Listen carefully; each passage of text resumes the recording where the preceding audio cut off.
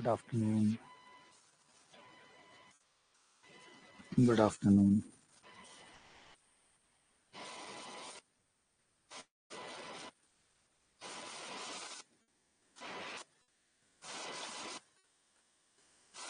Good afternoon. Good afternoon.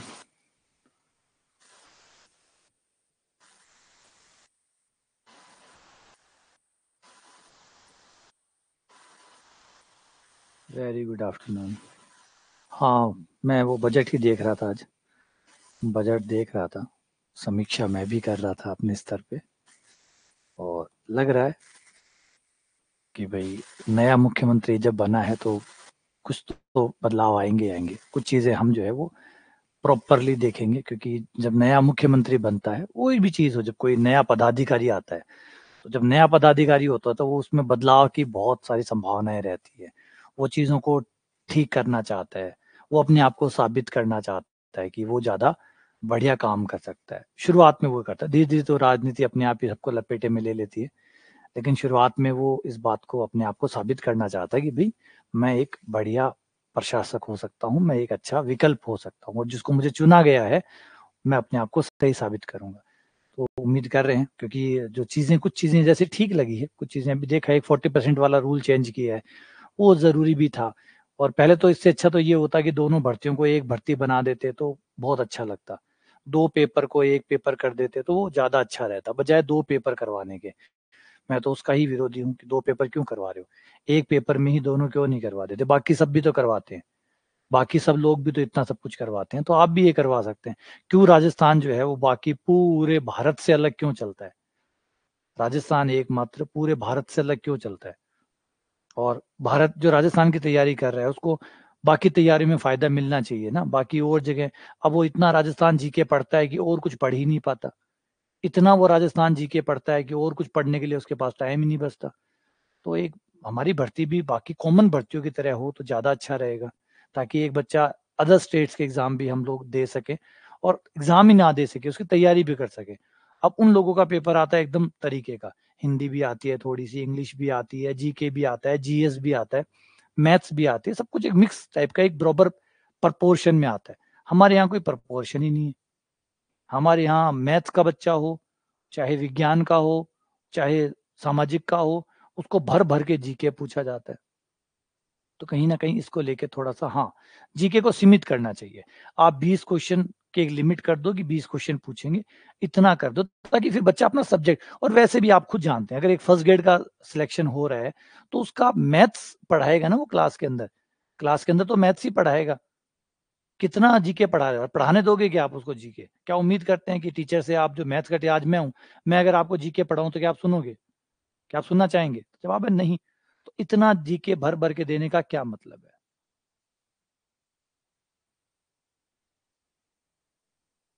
है ना? तो उम्मीद करते हैं कि आने वाले समय में शायद इस तरीके का बैलेंस पेपर जो है वो वापस आने शुरू हो जाएँगे, और ये फालतू के एक्सक्यूज़ नहीं देंगे कि बाहर स्टेट वालों को हम रोक रहे हैं। तो बाहर स्टेट वालों को आप रोक रहे हो, तो आप अपने बच्चों को भी बाहर स्टेट के लिए रोक रहे हो। तो आपके बच्चे भी बाहर नहीं जा सकते, क्योंकि आपका बच्चा जीके में फँसा रहेगा, राजस्थान जीके रटता रहेगा, तो वो कभी भी दिल्ली या कहीं और की भर्ती के अंदर वो परेशान होगा। तो दिक्कत हमारे वालों को भी आनी है।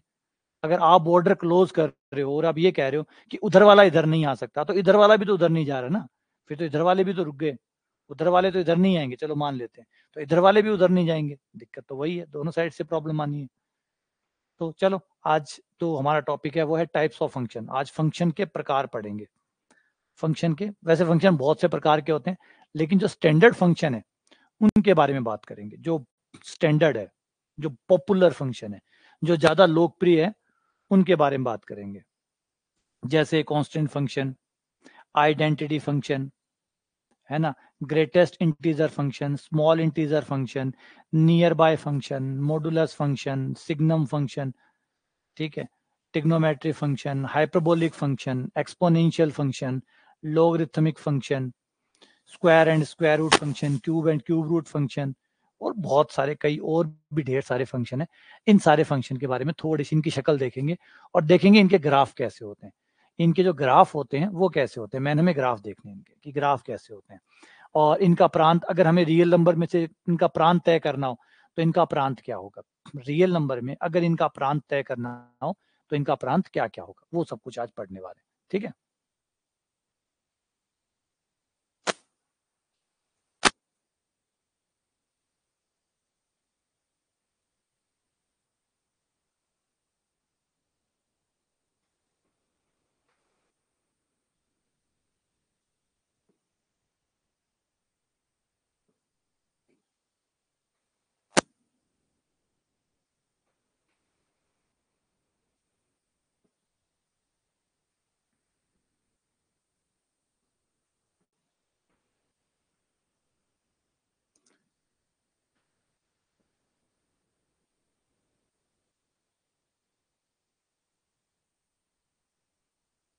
चलो आ जाओ, एक एक फलन के ऊपर बात करेंगे, 1 बाय 1 करके सारे फलन जो है उन्हें समझने की कोशिश करेंगे।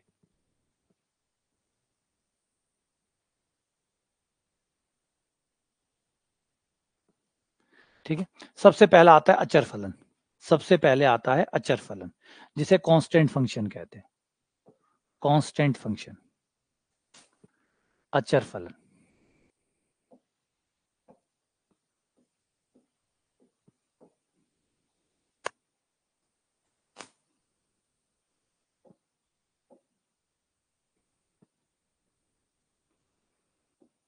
अचर फलन, अचर फलन कौन से फलन होते हैं, नाम से ही दिखा रहा है अचर फलन। अचर फलन वो होते हैं जो हमेशा फिक्स रहते हैं, इनके ऊपर कोई फर्क नहीं पड़ता कि एक्स का मान क्या है। आप एक्स का मान कुछ भी रखिए, इनको कोई फर्क नहीं पड़ेगा। ऐसे फलनों को हम कांस्टेंट फंक्शन कहते हैं, अचर फलन कहते हैं, जिन पर एक्स का कोई लेना देना नहीं होता। फॉर एग्जाम्पल एफ एक्स बराबर सी, या 5 या 15 या 11 या 13 या 5/2 या 3/11। आप देख सकते हो कि एक्स का मान चाहे इसमें कुछ भी लो, एक्स का मान आप चाहे जो लो, इसे कोई भी फर्क नहीं पड़ेगा। है? अगर इसके प्रांत की बात करें तो इसके प्रांत में कोई प्रॉब्लम नहीं है, आप एक्स का मान चाहे कुछ भी रखो, इसका प्रांत पूरा का पूरा रियल नंबर होगा। इसका प्रांत अगर हमें तय करने के लिए दिया जाए कि प्रांत तय करो, तो इसका प्रांत पूरा रियल नंबर तय किया जा सकता है।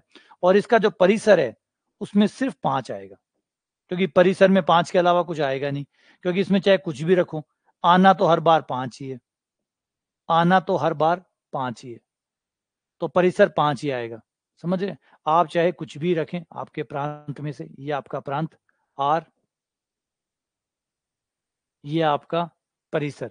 आप x का मान 1 रखोगे तब भी 5 आएगा, x का मान 2 रखोगे तब भी 5, 3 रखोगे तब भी 5, 8 रखोगे तब भी 5, 15 रखोगे तब भी 5, और 1/2 रखोगे तब भी 5, 5/7 रखोगे तब भी, 11/3 रखोगे तब भी 5। तो परिसर क्या हुआ, सिर्फ 5। ऐसे फलनों को अचर फलन कहते हैं, जिसमें आप चाहे x का मान कुछ भी रखें, आंसर हमेशा एक ही आता है, एक फिक्स आता है। यानी अचर हो गया ना, कभी नहीं बदला, कभी भी नहीं बदला, किसी भी बिंदु पे ये नहीं बदला। तो ये बहुत सारों पर एक मान दे रहा है, तो बहुएकेकी तो हो ही गया, है ना, बहुएकेकी हो गया ये। अच्छा, ये जो फलन होता है इसका जो ग्राफ होता है, इसका जो ग्राफ होता है वो ऐसा होता है। अगर हम इसका ग्राफ बनाए y बराबर 5 का,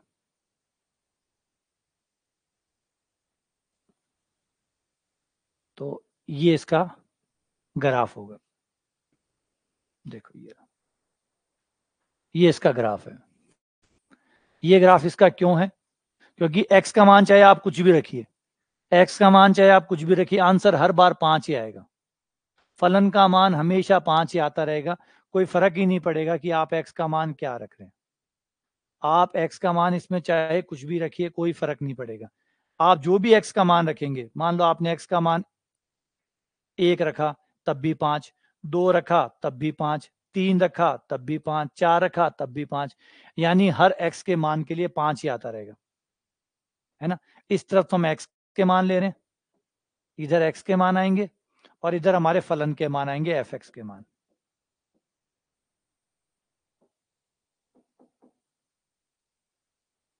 ठीक है, इधर हमारा एफ एक्स आएगा।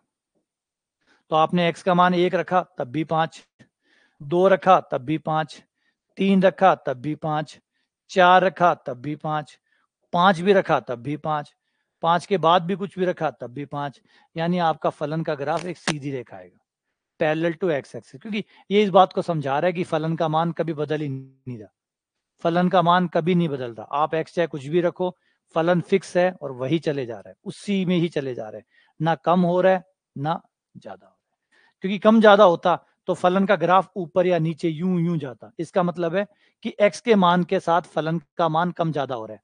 एक्स के मान के साथ फलन का मान कभी बढ़ रहा है कभी घट रहा है, कभी बढ़ रहा है कभी घट रहा है ना। और ये है अचर फलन। अचर फलन देखो, ना घट रहा है ना बढ़ रहा है, हमेशा फिक्स है, इसीलिए अचर कहा गया। अचर फलन जो अचर है, जो चर नहीं रहा है, बदल नहीं रहा है, और ये है चर जो बदलता है। अचर का उल्टा होता है चर, जो बदलता रहता है एक्स के मान के साथ, कभी कम हो रहा है कभी ज्यादा हो रहा है, कभी फिर ज्यादा हो रहा है कभी कम हो रहा है, तो इसको चर फलन कहते हैं। तो अचर फलन कौन सा हुआ?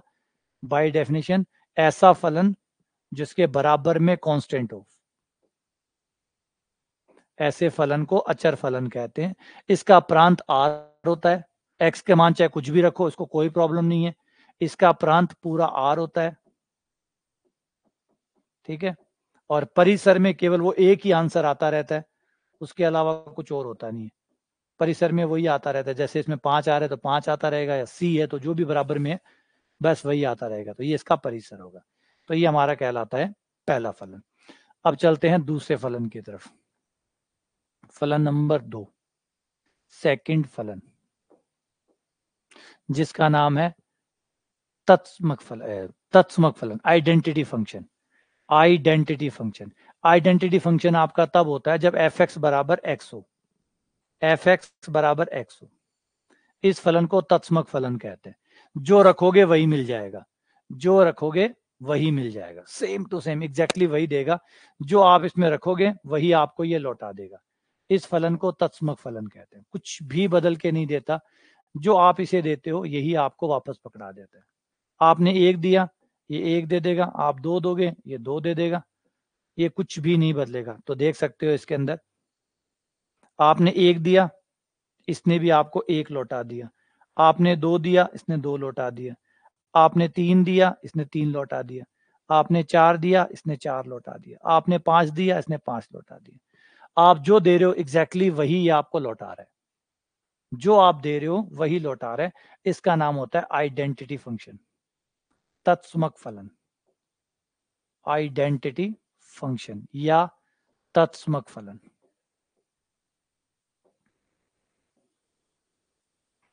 आइडेंटिटी फंक्शन, तत्समक फलन। तत्समक, तत्समक का मतलब है जैसे को जैसा, संस्कृत का शब्द है तत्समक, जैसे को जैसा। ये आइडेंटिटी, आइडेंटिटी मतलब एक जैसा, आइडेंटिटी वर्ड का यूज होता है एक जैसा, एक जैसा।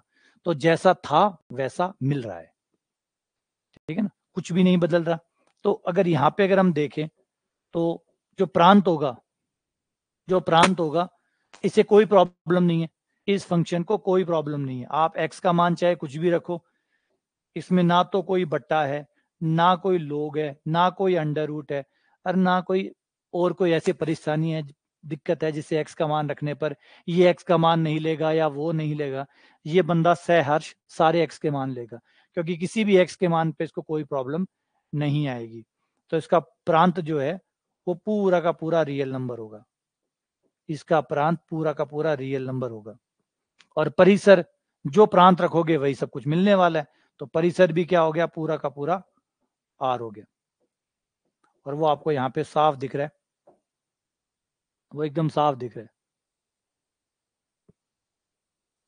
वो आपको साफ दिख रहा है कि जो आप रख रहे हो वही आपको मिल रहा है ना। तो जो आप रख रहे हो वही सब कुछ मिल रहा है, तो अगर आर रख रहे हो तो आर ही मिल रहा है, तो प्रांत भी आर हो गया और परिसर भी आर हो गया, ठीक है। और एक चीज है कि एक एक ही है, हर बार आपको अलग अलग मिलेगा, ये बात आप कंफर्म कर सकते हैं। आच्छादक है, बिल्कुल आच्छादक है, बिल्कुल आच्छादक है, ठीक है। तो ये आपका दूसरा फलन कहलाता है तत्समक फलन। तीसरा फलन पे चलते हैं।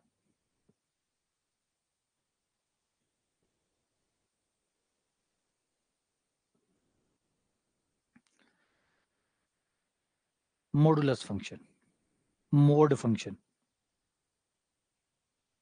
y बराबर मोड x, ये मॉडुलस फंक्शन कहलाते हैं, इन्हें मॉडुलस फंक्शन कहते हैं।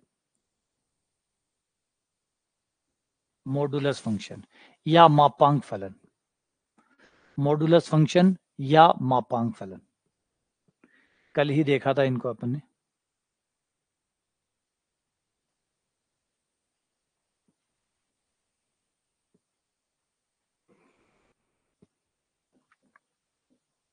मॉडुलस फंक्शन,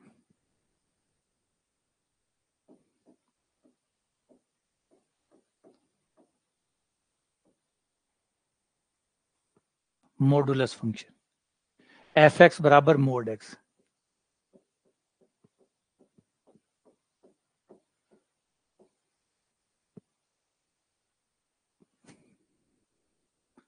एफ एक्स बराबर मोड एक्स।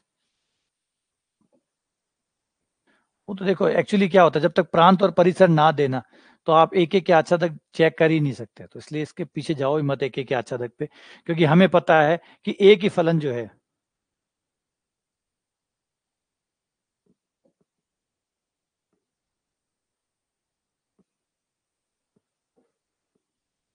ना, हमें एक बात तो पता चल गई है, एक बात तो हम समझ गए हैं कि जब तक प्रांत परिसर, क्योंकि एक ही फलन कल हमने पढ़ा है, इसलिए प्रांत परिसर, वो प्रांत परिसर तो निकाल लो, लेकिन एक एक आच्छादक मत चेक करो, क्योंकि एक एक आच्छादक चेक करने का कोई फायदा है नहीं। वो थोड़ा सा प्रांत को बदल देगा, इतने में एक एक की आच्छादक सब बदल जाते हैं। तो बिना मतलब में एक एक आच्छादक की रामायण करो ही मत, क्योंकि एक फलन एक एक आच्छादक हो भी सकता है, थोड़ा सा बदल दो तो नहीं हो जाएगा।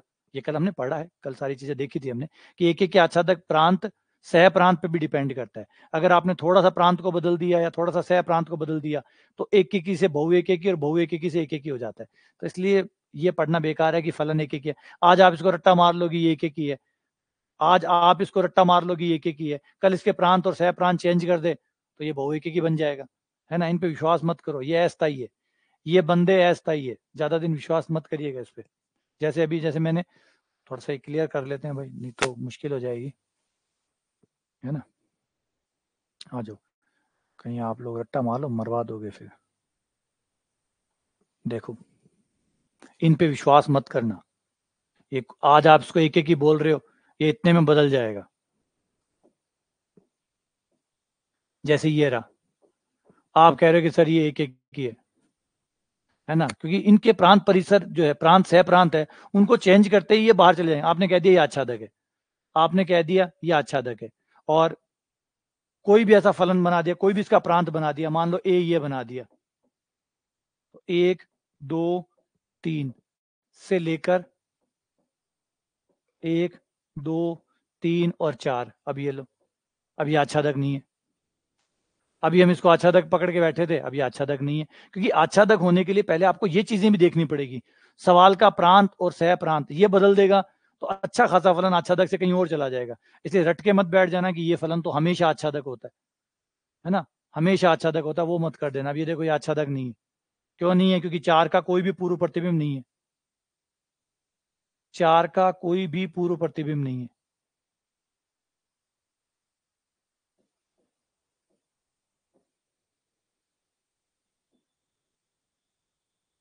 एक पे एक आ गया,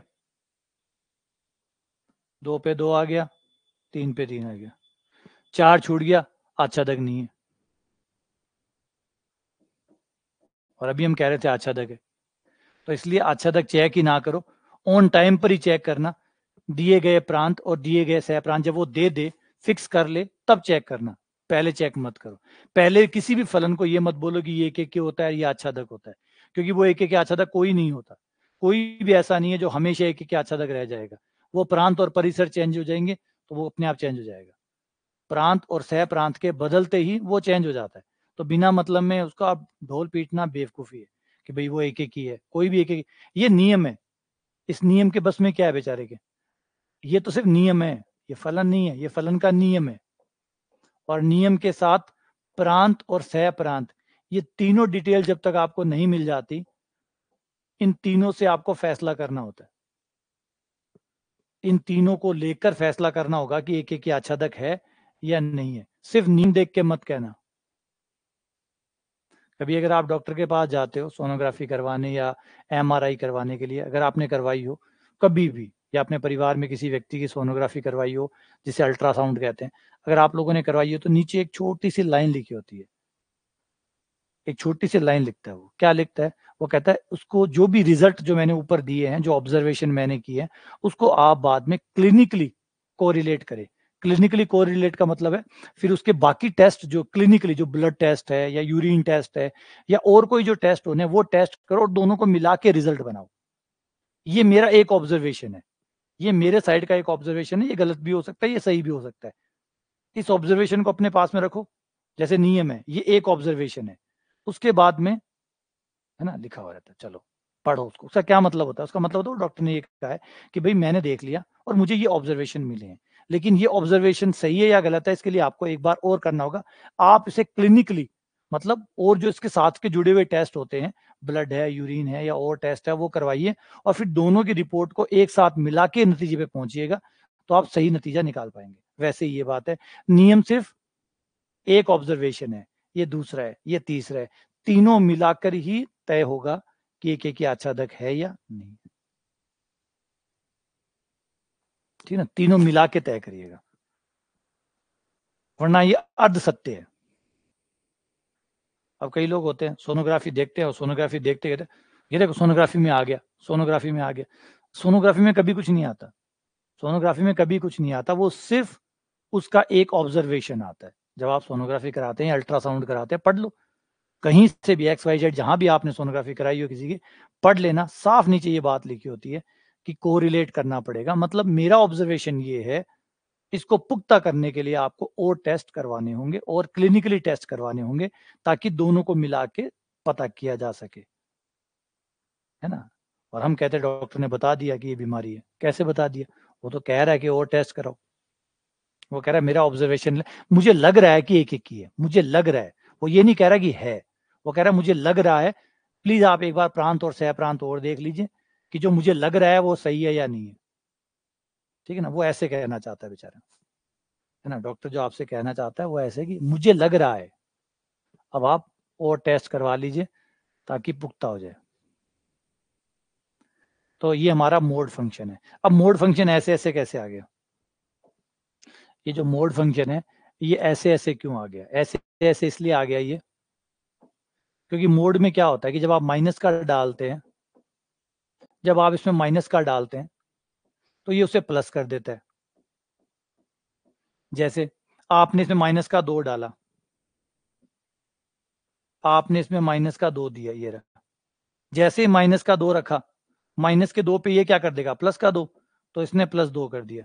आपने इसको माइनस का 1 दिया, इसने -1 को +1 बना दिया।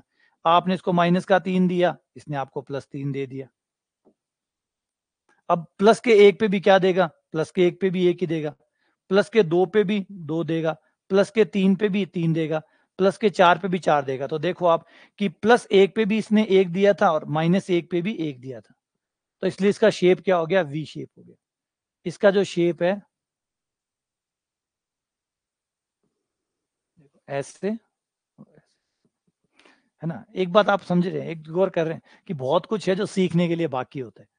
बहुत कुछ ऐसा होता है जो सीखने के लिए बाकी होता है। आप इतनी चीजें सीख जाएंगे तो एटलीस्ट आप, एटलीस्ट कम से कम आप अपनी खुद की रिपोर्ट्स या अपने परिवार की जो रिपोर्ट है उनको समझ पाएंगे कि भाई वो क्या कहना चाहती है। वरना एक अनपढ़ आदमी को ये समझ में ही नहीं आता, इतनी बड़ी बड़ी रिपोर्टें लेके वो घूमता रहता है, उसको ये समझ में नहीं, वो बता क्या रही है, बोल क्या रही है, उसका क्या मतलब होगा। अगर कोई डॉक्टर बोल रहा है कि बीमारी है तो उसका क्या अर्थ है, उसको समझ ही नहीं पाता कि वो बताना क्या चाहता है। बस वो जाते हैं और फिर डॉक्टर भी क्या करता है, डॉक्टर को भी पता होता है कि किसी को समझ में ही नहीं आने वाला। वो जाता है, पर्ची पे लिखता है, पकड़ा देता है कि जाओ ये दवाइयाँ ले लेना। ये दवाइयाँ क्या लेनी है, क्या नहीं लेनी है। अगर आप किसी भी फॉरेन कंट्रीज में जाएं तो फॉरेन कंट्री में डॉक्टर पहले जो दवाइयाँ आपको देता है उस पर डिस्कस करता है। अगर आप किसी भी डेवलप्ड नेशन में जाएंगे तो वहां बहुत सख्त गाइडलाइन होती है डॉक्टर्स के लिए कि जो भी आप अपने डॉक्टर, आपने मरीज को जो दवाइयाँ दे रहे हैं, आपको उस दवाइयों के साइड इफेक्ट सब कुछ और उसका मैकेनिज्म आपको अपने पेशेंट को समझाना होगा। आपको अपने पेशेंट को ये समझाना होगा कि आप जो दवाई दे रहे हैं उसका क्या साइड इफेक्ट होने वाला है, कैसे वो उससे बच सकता है, उसे क्या करना होगा, दवाइयों को कम समय लेने से क्या होगा, ज्यादा समय लेने से क्या होगा। तो एक मरीज को वहां पे 15 से 20 मिनट देने होते हैं ताकि वो उसे पूरा समझा सके। पहले वो बीमारी को समझता है। अच्छा, दूसरा, कोई भी डॉक्टर बिना डायग्नोज किए दवाई नहीं लिख सकता। वहां पे अगर चाहे कोई आदमी मर जाए चाहे, लेकिन पहले उसका डायग्नोसिस होगा, पहले उसकी जांच होगी, टेस्ट होंगे, और टेस्ट होने के बाद डॉक्टर उन टेस्ट के आधार पर दवाई लिखेगा। और दवाई लिखने के बाद डॉक्टर अपने मरीज को समझाएगा कि ये दवाइयां लेने से उसके शरीर पे क्या अनुकूल प्रभाव पड़ेगा और क्या प्रतिकूल प्रभाव पड़ेगा, और उसको इस प्रतिकूल प्रभाव से कैसे कैसे बचना है, वो सब कुछ उसे डिटेल में बताना होता है। ये गाइडलाइन अगर फॉलो ना करे तो फॉरेन कंट्रीज के अंदर इसीलिए डॉक्टर्स पे बहुत ज्यादा केस होते हैं, क्योंकि वहां पे कोई भी डॉक्टर बच नहीं सकता। इवन डॉक्टर को हर मरीज का रिकॉर्ड मेंटेन करके रखना पड़ता है कि भाई ये मरीज था, इसीलिए वहाँ फीस ज्यादा है। कोई दो राय नहीं, फीस ज्यादा है। फीस वहाँ पे बहुत ज्यादा होती है डॉक्टर्स की। डॉक्टर्स के लिए आपको अपॉइंटमेंट लेके जाना पड़ता है। आप ऐसे ही नहीं कि यूं ही चले गए, आपको 2 या 4 दिन पहले या 5 दिन पहले या हफ्ते भर पहले, वो डॉक्टर पे डिपेंड करता है, आपको अपॉइंटमेंट लेना पड़ता है। अब डॉक्टर की मजबूरी होती है कि वो मरीज को पूरा समझाए कि भाई उसकी क्या बीमारी है और हम क्या ट्रीटमेंट उस पर अप्लाई करने वाले हैं। क्या कितना खतरनाक है, इतना सब कुछ होता है, इतना सख्त गाइडलाइन है। और हमारे यहाँ कोई गाइडलाइन नहीं है। एंटीबायोटिक है, ऐसे देते हैं जैसे च्युइंगम देते हैं, ये 2 खा लेना, ये 4 खा लेना। एफ एक्स बराबर मोड एक्स, तो इसमें आपका ग्राफ यूं चलेगा। कभी नेगेटिव वाला जो होगा, इसीलिए क्या हुआ, ग्राफ नीचे की तरफ आ रहा है। नीचे की तरफ नहीं आ रहा है, एक्चुअली आप इधर जा रहे हो, आप भी तो मान को कम करते जा रहे हो, तो उसके साथ साथ ये भी नीचे की तरफ आए जा रहे हैं। और ये चला गया, 0 पे आके टिका और फिर ऊपर चला गया। तो हमेशा जो मोड वाला ग्राफ होता है वो वी शेप का होता है। अब देख सकते हो कि एक्स के किसी भी मान को उसको कोई प्रॉब्लम नहीं है, तो इसका जो प्रांत है वो पूरा पूरा आर है। प्रांत पूरा पूरा आर है। और जो मोड है, जो मोड है, अब मोड का भी माइनस, तो यहां देख पा रहे हो कि जो आंसर आ रहे हैं वो सब प्लस प्लस के ही आ रहे हैं। 0 आ रहा है या प्लस के आ रहे हैं, यानी ग्राफ ऊपर ऊपर ही है। केवल ग्राफ ऊपर की तरफ ही बन रहा है। मतलब एफ एक्स का मान या तो 0 आएगा या 0 से ऊपर आएगा। इसका मतलब जो परिसर हुआ वो आपका हुआ आर प्लस और 0।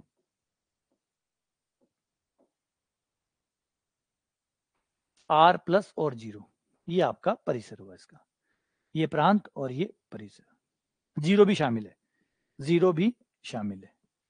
तो ये आपका मोड वाला होता है, वी शेप होता है। हाँ, वी शेप में थोड़ा सा चेंज आ जाएगा। ये 0 पे आके वी शेप हुआ है, ये 0 पे आके वी शेप हुआ है, क्योंकि 0 से पहले सब नेगेटिव थे, इससे आगे में पॉजिटिव थे, ये 0 पे वी शेप हुआ। अगर मोड का ग्राफ, अगर इसे थोड़ा सा चेंज कर दे, थोड़ा सा चेंज कर दे, अगर मैं एफ एक्स बराबर ले लूं, एक्स माइनस वन ले ले, अगर मोड x माइनस वन ले ले, तो ये ग्राफ सेम रहेगा, लेकिन इस बार ये 0 पे टच नहीं करेगा, इस बार ये 1 पे टच करेगा। देखो ऐसे आएगा 1 पे और 1 पे आके उठेगा। ये है आपका ये है मोड x का ग्राफ, ये है मोड x माइनस वन का ग्राफ, और मोड x माइनस टू का ग्राफ अगर आप बनाएं,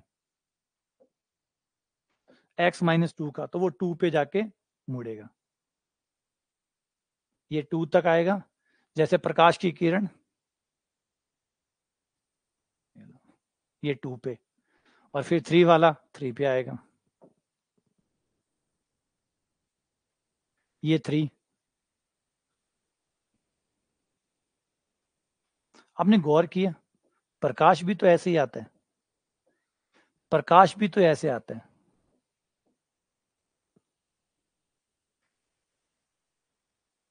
ना, प्रकाश भी तो ऐसे ही आता है। अगर प्रकाश किसी सतह पे टकराता है तो ऐसे ही आता है। तो यानी आप, ये जो फलन है, ये प्रकाश की किरणों के पथ को दर्शा सकता है।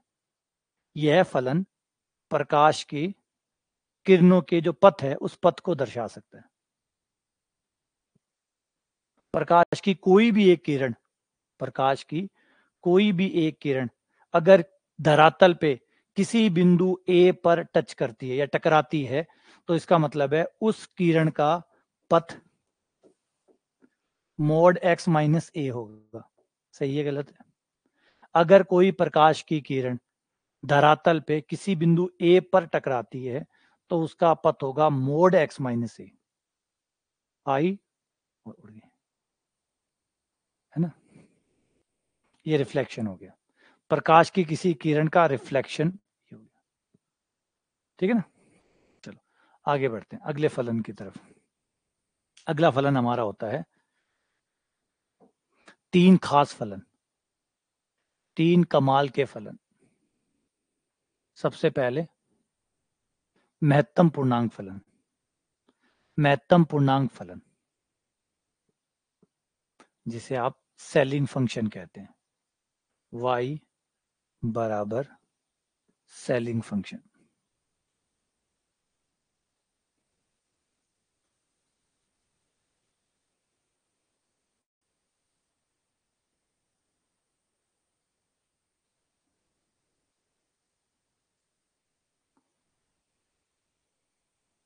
सेल फंक्शन, ये फंक्शन देखो, इसे आप थोड़ा सा बड़ा करेंगे तो ये देखो,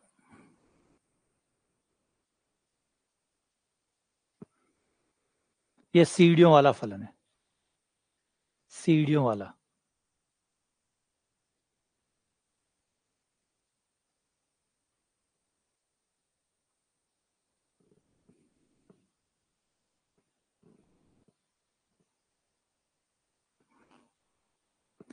ये सीढ़ियों वाला फलन है,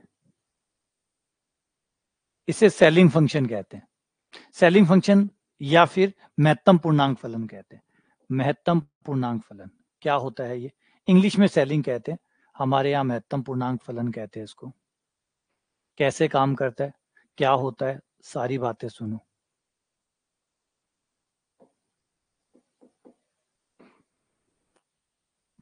पहले इसका नाम है महत्तम पूर्णांक। महत्तम पूर्णांक फलन एफ एक्स बराबर, इस तरीके से इसको लिखा जाता है। नॉर्मली स्टैंडर्ड बुक ऐसे लिखते हैं, स्टैंडर्ड बुक जो है वो ऐसे नीचे नीचे बनाती है। पैंदा जो है वो पैक करती है, ऊपर खुला छोड़ देती है, और नीचे से जो पैंदा है ना, ये पैंदा जो है वो ऐसे फिक्स कर दे, ऊपर खुला छोड़ देती है। इसे सेलिंग फंक्शन कहते हैं। तो ये क्या करती है, अच्छा सॉरी इसमें मैंने गलत बना दिया, फ्लोर फंक्शन है। एक मिनट, मैंने गलत बना दिया, ये 2 फंक्शन है, ये फ्लोर फंक्शन है।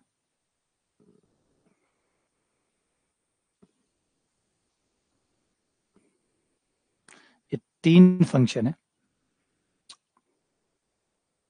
तीनों से मिलते हैं, फ्लोर, सेलिंग,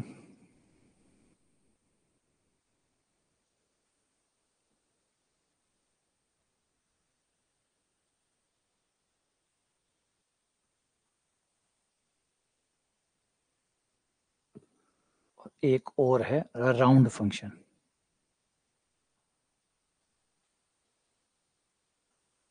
ठीक है, अब एक एक पे आते हैं और एक एक पर बात करते हैं।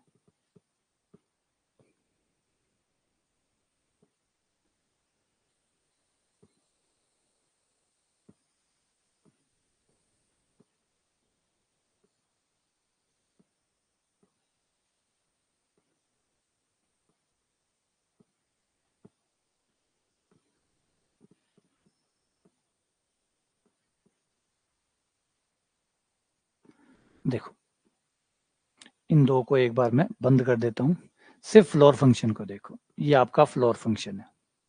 फ्लोर फंक्शन को हिंदी में कहते हैं महत्तम पूर्णांक फलन। महत्तम पूर्णांक फलन,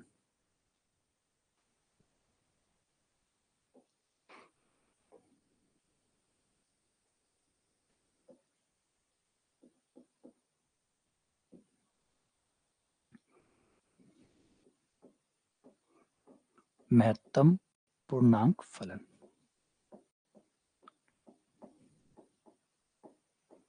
या greatest integer function, greatest integer function, इसका काम क्या होता है? जैसे आजकल हम देखते हैं नॉर्मली हमारे डे बाय डे में चिल्लर बंद हो गई है, चिल्लर बंद हो गई है, तो किसी को अगर 2 रुपए 70 पैसे देने हो तो आप 70 पैसे दे ही नहीं सकते उसको, आप उसको 70 पैसे दे ही नहीं सकते क्योंकि चिल्लर बंद हो गई है। पहले तो ये दी जा सकती थी लेकिन अब नहीं है, तो अब आपको क्या करना पड़ेगा, 2 रुपए 70 पैसे है तो आप उसको 70 पैसे छोड़ने पड़ेंगे और आपको 2 रुपए देना होगा। तो आज अगर बिल भी देखते हैं, जो नए बिल आते हैं उन बिल में एक बार तो वो निकाल देता है, जैसे निकालना होता है सारा निकाल देता है, फिर नीचे लिखता है कि भाई हमने इसको स्क्वायर ऑफ कर दिया, उसको हटा दिया है, और 200 या 200 250 जो भी रुपए है जो पूर्णांक पूर्णांक होते हैं उतना उतना वो ले लेता है और दशमलव वाले हिस्से को हटा देता है। इस फलन को महत्तम पूर्णांक फलन कहते हैं, एफ एक्स। और इसके लिए हम इस तरीके से चिन्ह यूज करते हैं, नीचे की तरफ 2 लाइनें, नीचे की तरफ पैक करते हैं, ऊपर की तरफ खुला रखते हैं, नीचे की तरफ से बंद करते हैं। ये क्या करता है, ये आप जो भी नंबर इसको दोगे, जो भी नंबर दोगे, इंग्लिश में इसको फ्लोर फंक्शन कहता है। फ्लोर का मतलब होता है फर्श, ये आपके नंबर को फ्लोर पे ले आता है, फर्श पे ले आता है। जैसे कैसे लाता है, मान लीजिए आपने इस फंक्शन के अंदर 2.3 रखा, तो ये 2.3 होगा, तो उसमें से पॉइंट वाला हिस्सा हटा के आपको 2 दे देगा। तो आप सोचो 2.3 तो ऊपर था ना, 2.3 तो ऊपर था, अगर हाइट के हिसाब से बात करें तो 2.3 ऊपर होगा तो 2.3 को वो नीचे ले आया, है ना। ऐसे ही आप इसमें अगर 7.79 रखें तो ये आपको 7 लौटा देगा। अगर आप इसमें 8.99999 रखें, इससे कोई फर्क नहीं पड़ता कि दशमलव में क्या है, ये उसको हटाकर आपको पूर्णांक पूर्णांक लौटा देता है। दशमलव वाला जो हिस्सा है उसको वो हटा के, दशमलव वाले हिस्से को हटाकर जो पूर्णांक पूर्णांक है वो लौटा देता है। यानी यूं सोचिए कि नंबर को नीचे ले आता है, जो भी नंबर है उस नंबर को वो नीचे ले आता है। तो गौर कर सकते हो कि ऐसा क्यों आ रहा है, यहाँ ट्राई करो, देखो 0 रखोगे तो 0 पे तो 0 आना ही आना है, 0 पे तो 0 आना ही है। 0.1 पे भी 0.1 रखोगे तब भी 0 आएगा, क्योंकि 0.1 में से 1 हट जाएगा, 0 आ जाएगा। 0.2, 0.3, 0.4, 0.5, 0.6, 0.7, 0.8, 0.9 और 0.99999 तक 0 आता रहेगा, तब तक आपका आंसर 0 ही आता रहेगा। फिर जैसे ही 1 आएगा, 1 आते आंसर 1 आने लग जाएगा। फिर 1 से लेकर 1.9999999 तक 1 आता रहेगा, 1.999 तक 1 आता रहेगा, ठीक है। जैसे ही 2 आएगा ये यहां पहुंच जाएगा, और 2 से लेकर 2.999 तक 2 आता रहेगा। तो 0 से लेकर x का मान 0 से लेकर 1 तक, 1 से पहले पहले, जब आप x का मान 0 से लेकर 1 से पहले पहले रखोगे ये आंसर आपको 0 देता रहेगा। जब आप x का मान 1 से लेकर 2 से पहले पहले रखोगे, 2 से पहले यानी 1.9999 तक रखोगे, इसका आंसर आपका 1 ही आता रहेगा। जब x का मान 2 से लेकर 3 से पहले पहले तक, 3 से पहले यानी 2.99999 तक, आपका आंसर 2 आता रहेगा। तो आप देखेंगे तो ये सीढ़ियां बन गई, समझ गए सीढ़ियां क्यों बनी, सीढ़ियां क्यों बनी, सीढ़ियां समझ में आ गई, सीढ़ियां क्यों बनी। सीढ़ियां इसलिए बनी कि 0 से लेकर 0.9 तक, यानी 1 से पहले पहले, 0 से लेकर, 0 शामिल है, 0 को शामिल करते हुए 1 से पहले पहले आंसर 0 ही आता रहेगा, मतलब आपकी एक सीढ़ी बन जाएगी। फिर 1 से लेकर 2 से पहले पहले तक आंसर 1 ही आता रहेगा, तो दूसरी सीढ़ी बन गई, तीसरी सीढ़ी बन गई, बनती रहेगी, और ऐसे ही आपकी सीढ़ियां नीचे भी बनती रहेगी। ये देखो, अब इस फलन की खास बात यह है कि इसमें सारे रियल नंबर अलाउड है, आप कोई भी रियल नंबर रखो सब पे आंसर आएगा, लेकिन जो आंसर आएगा वो या तो 0 होगा, या 1 होगा, या 2 होगा, -1 होगा, -2 होगा। यानी ये जो फलन है, ये इसका प्रांत तो पूरा R होगा, कुछ भी रखो कोई परेशानी नहीं है, लेकिन जो आपके आंसर आएंगे वो हमेशा Z में आएंगे, परिसर Z होगा। इसमें आप सोचो कि 7.2 आंसर निकाल लूं तो नहीं निकाल सकते, क्योंकि इसके आंसर या तो 0 आएगा, या 1 आएगा, 2 आएगा, 3 आएगा, सारे आंसर इंटीजर ही आएंगे इसके आंसर इंटीजर आएंगे। अब एक दिक्कत और आती है हमारे, जिनमें कि भाई जैसे मैंने एग्जांपल कह दिया कि अगर मान लीजिए 2 रुपए 70 पैसे बने, तो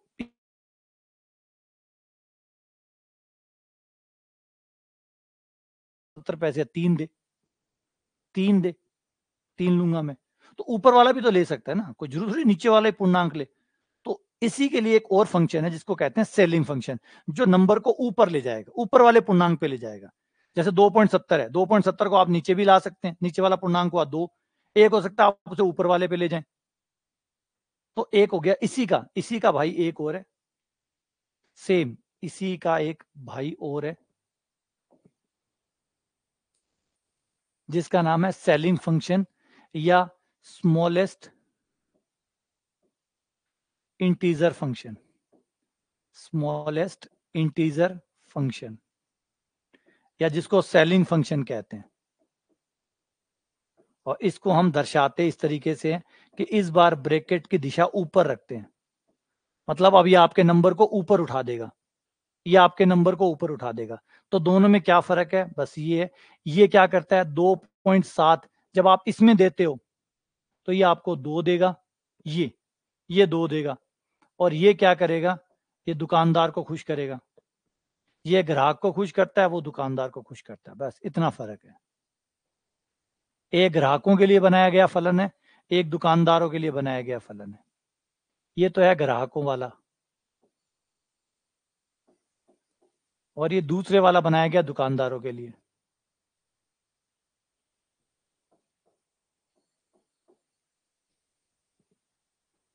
एक है ग्राहकों के लिए और एक है दुकानदारों के लिए।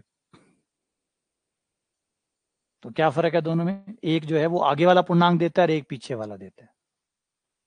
क्लियर है? तो इसे आप समझ सकते हैं, जो लाइनें ना बहुत बढ़िया सुंदर लाइनें बनाई गई है। नीचे लाइन है मतलब वो नीचे लाएगा, ऊपर लाइनें है मतलब वो ऊपर ले जाएगा। और भी अच्छा नाम है फ्लोर एंड सेलिंग। फ्लोर मतलब जो फर्श पे ले आएगा, नीचे ले आएगा। सेलिंग मतलब छत, जैसे हम सीलिंग कहते हैं, सीलिंग पे ले जाएगा, ऊपर ले जाएगा। तो ये दोनों हो गए। अब दोनों के ग्राफ अगर हम एक साथ देखें तो देखो आपको फर्क समझ में आएगा दोनों में, कि दोनों में क्या अंतर है। दोनों का ग्राफ एक साथ देखो, ये तो रहा आपका फ्लोर वाला जो नीचे ला रहा है। अब इसी के साथ मैं अगर एक्टिव कर दूं सेलिंग को, ये देखो,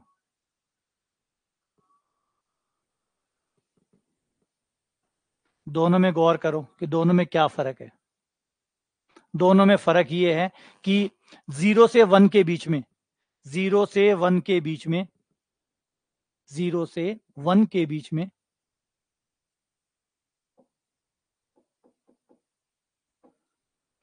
जो आपका फ्लोर फंक्शन था वो 0 से लेकर 1 तक आपको 0 देता रहता है, ये 0 देता रहता है, और ये वाला जो है ये आपको 1 देता रहेगा। गौर करो दोनों में क्या फर्क है, क्योंकि ये वाला जो फंक्शन है ये फंक्शन नीचे लाता है, इसलिए इसी रेंज के लिए ये आंसर 0 देता रहेगा, वो आंसर 1 देता रहेगा। तो ये सीढ़ी एक कदम ऊपर चलेगी दोनों में सीढ़ियां, दोनों में ही सीढ़ियां चलेगी, बस एक की सीढ़ी ऊंची चलेगी आपसे, कारण वो वाला।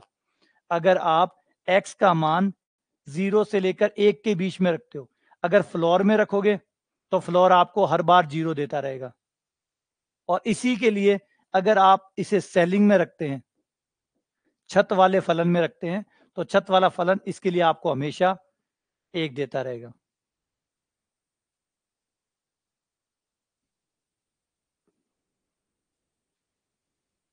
तो इसकी सीढ़ी आप देखेंगे, इसकी सीढ़ी यहां है तो इसकी सीढ़ी यहां है, इसकी यहां है तो इसकी यहां है, बस सीढ़ी में जो ऊंचाई का फर्क है वो नजर आएगा। देखो ये देखो,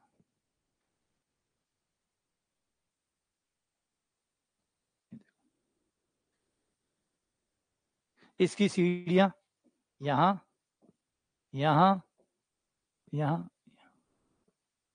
और इसकी सीढ़ियां जो है वो एक कदम नीचे है, क्योंकि सेम चीज के लिए वो आंसर 0 देता है, वो 1 देता है। जब ये 1 दे रहा होगा वो 2 दे रहा होगा, जब ये 1 दे रहा होगा उस समय वो 2 दे रहा होगा, क्योंकि वो ऊपर वाला दे रहा होगा। हमेशा ना, ये देखो कमरा हो गया आपका, ये कमरा हो गया, और इस कमरे में आपका जो फ्लोर है वो तो ये दे रहा होगा, सेलिंग ये दे रहा होगा। सेलिंग का मतलब ये जो छत दे रहा होगा, सेम के लिए वो छत दे रहा होगा आपको। जैसे एक्स का मान अब मान 3 से 4 के बीच में मान लेते हैं, 3 से लेकर 4 के बीच में मान लो, 3 से 4 के बीच में जो फ्लोर होगा, जो फ्लोर होगा वो तो आपको 3 देगा, लेकिन जो सेलिंग होगा वो 4 देगा, है ना। गौर करो, वो छत देगा, ये फर्श देगा, तभी तो सेलिंग और फ्लोर नाम रखा है ना। 3 से लेकर 4 के बीच में जब आप होंगे, 3 से 4 के बीच में जब होंगे, एक्स का मान 3 से लेकर 4 के बीच में रखेंगे, 4 नहीं लेना, 4 से पहले पहले 3 से शुरू करके 3.9999 तक कुछ भी ले लो, इन सब पे आपका फ्लोर जो है वो 3 देगा, लेकिन सेलिंग 4 देगा, तो वहां तो 3 3 आता रहेगा, मतलब फर्श बन जाएगा और उससे छत बन जाएगी। ठीक है, क्लियर है। सोचो, जैसे मैंने भी कहा था, एक कस्टमर के लिए बना हुआ है, एक दुकानदार के लिए बना हुआ है। दुकानदार क्या चाहेगा कि ऊपर वाला मिले, दुकानदार ऊपर वाली वैल्यू चाहेगा, और ग्राहक नीचे वाली वैल्यू चाहेगा, ये तो होगा। अब दोनों को राजी करने के लिए एक फंक्शन और आता है जिसको राउंड फंक्शन कहते हैं, या नियर बाय फंक्शन कहते हैं। नियर बाय बनाया गया न्याय करने के लिए। अगर किसी दिन ग्राहक और दुकानदार लड़ मरे तो न्याय कैसे होगा? ग्राहक बोलेगा मुझे तो ऊपर वाला चाहिए, ग्राहक बोलेगा नीचे वाला चाहिए, दुकानदार बोलेगा ऊपर वाला चाहिए। तो न्याय करने के लिए एक फंक्शन बनाया गया जिसका नाम था राउंड फंक्शन, जो ऊपर और नीचे दोनों के लिए न्याय कर रहा है। चिन्ह देखो, चाहे बिल्कुल न्याय का प्रतीक है, चिन्ह एकदम न्याय का प्रतीक है, किसी के साथ बेईमानी नहीं, नीचे वाले में भी हाथ देंगे और ऊपर वाले में भी हाथ देंगे। इसे नियर बाय फंक्शन या राउंड फंक्शन कहते हैं। ये जो राउंड फंक्शन होता है ये करता है कि भाई एक काम करो, 0.5 जो है उसको सीमा बना लो, 0.5 जो है उसको सीमा बना लो, 0.5 से ऊपर हुआ तो दुकानदार के हित में जाएगा, और 0.5 से नीचे हुआ तो ग्राहक के हित में जाएगा। तो इसने दोनों को खुश कर दिया। अब दोनों खुश है, कोई लड़ाई नहीं, न्याय तो करना ही पड़ेगा ना, वरना लड़ मरेंगे दोनों। तो दोनों को खुश करने के लिए एक फंक्शन बनाया कि भाई 0.5 जो है वो पॉइंट होगा, 0.5 तक ग्राहक का, मतलब नीचे वाली वैल्यू मिलेगी, मतलब फ्लोर फंक्शन काम करेगा, और उसके बाद में आपका काम करेगा अगला। तो यहां पे क्या होगा आप देखेंगे, आधा 0.5 तक, मतलब आधे तक तो फलन नीचे रहेगा, और आधे के बाद में ऊपर चला जाएगा, मतलब आपकी जो सीढ़ी है वो टूट जाएगी, आधी सीढ़ी नीचे रह जाएगी, आधी सीढ़ी ऊपर चली जाएगी। ठीक है ना, तीनों को साथ में देखो।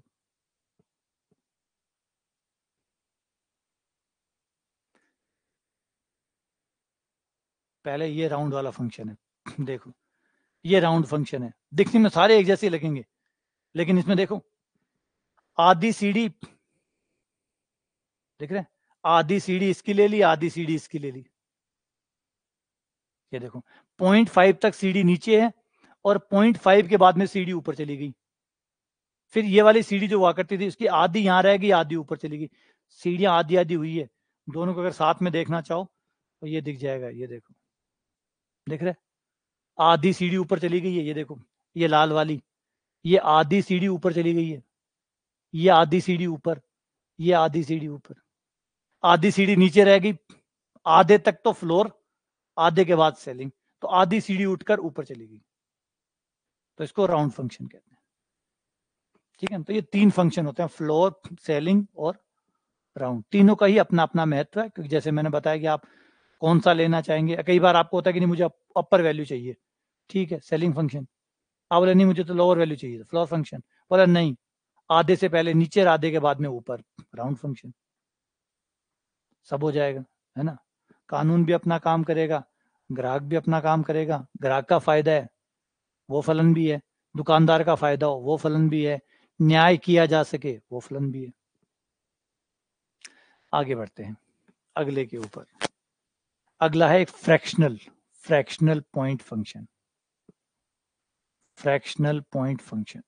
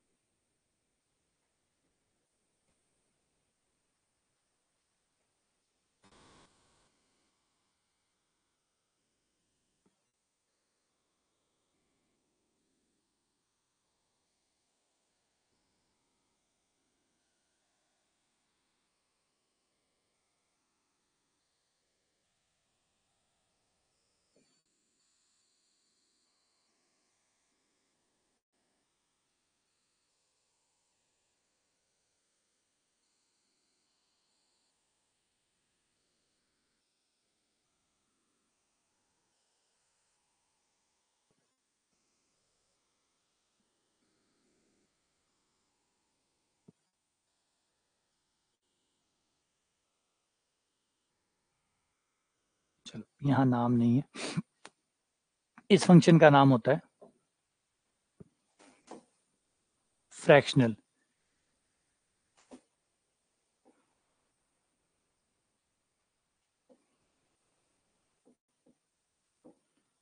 फ्रैक्शनल पार्ट फंक्शन या अपूर्णांक फलन।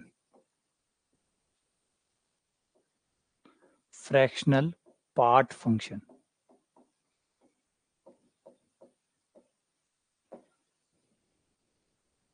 कई बार आप इस बात में इंटरेस्टेड नहीं होते कि आपके फलन का जो मान है, जो आपका पूर्णांक है, वो कितना है।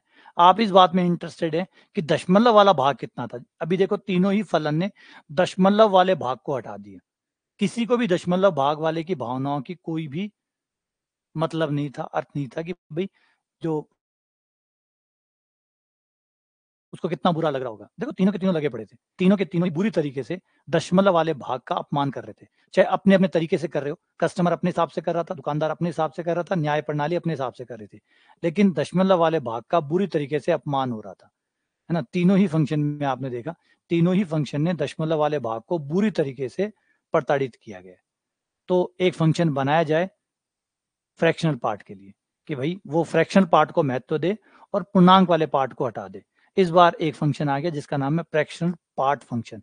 अब ये क्या करेगा, ये आपका वही दुर्व्यवहार वापस से करेगा, इस बार पूर्णांकों के साथ करेगा, ताकि दशमलव वालों को अच्छा लगे। जो दशमलव वाला हिस्सा को अब अच्छा लगेगा कि हाँ भाई कोई है उनका भी जो उनकी बात सुन रहा है। ये क्या करेगा, इसमें आप जो भी डालोगे वो पूर्णांकों को हटा देगा और दशमलव को छोड़ देगा।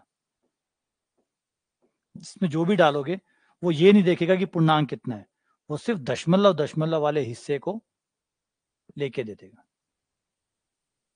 इसे कहते हैं फ्रैक्शनल पार्ट फंक्शन। ऐसा फंक्शन जो आपके फ्रैक्शनल पार्ट को, मतलब जो दशमलव वाला हिस्सा है, जो अपूर्णांक भाग है, उसको लौटाएगा। अपूर्णांक भाग,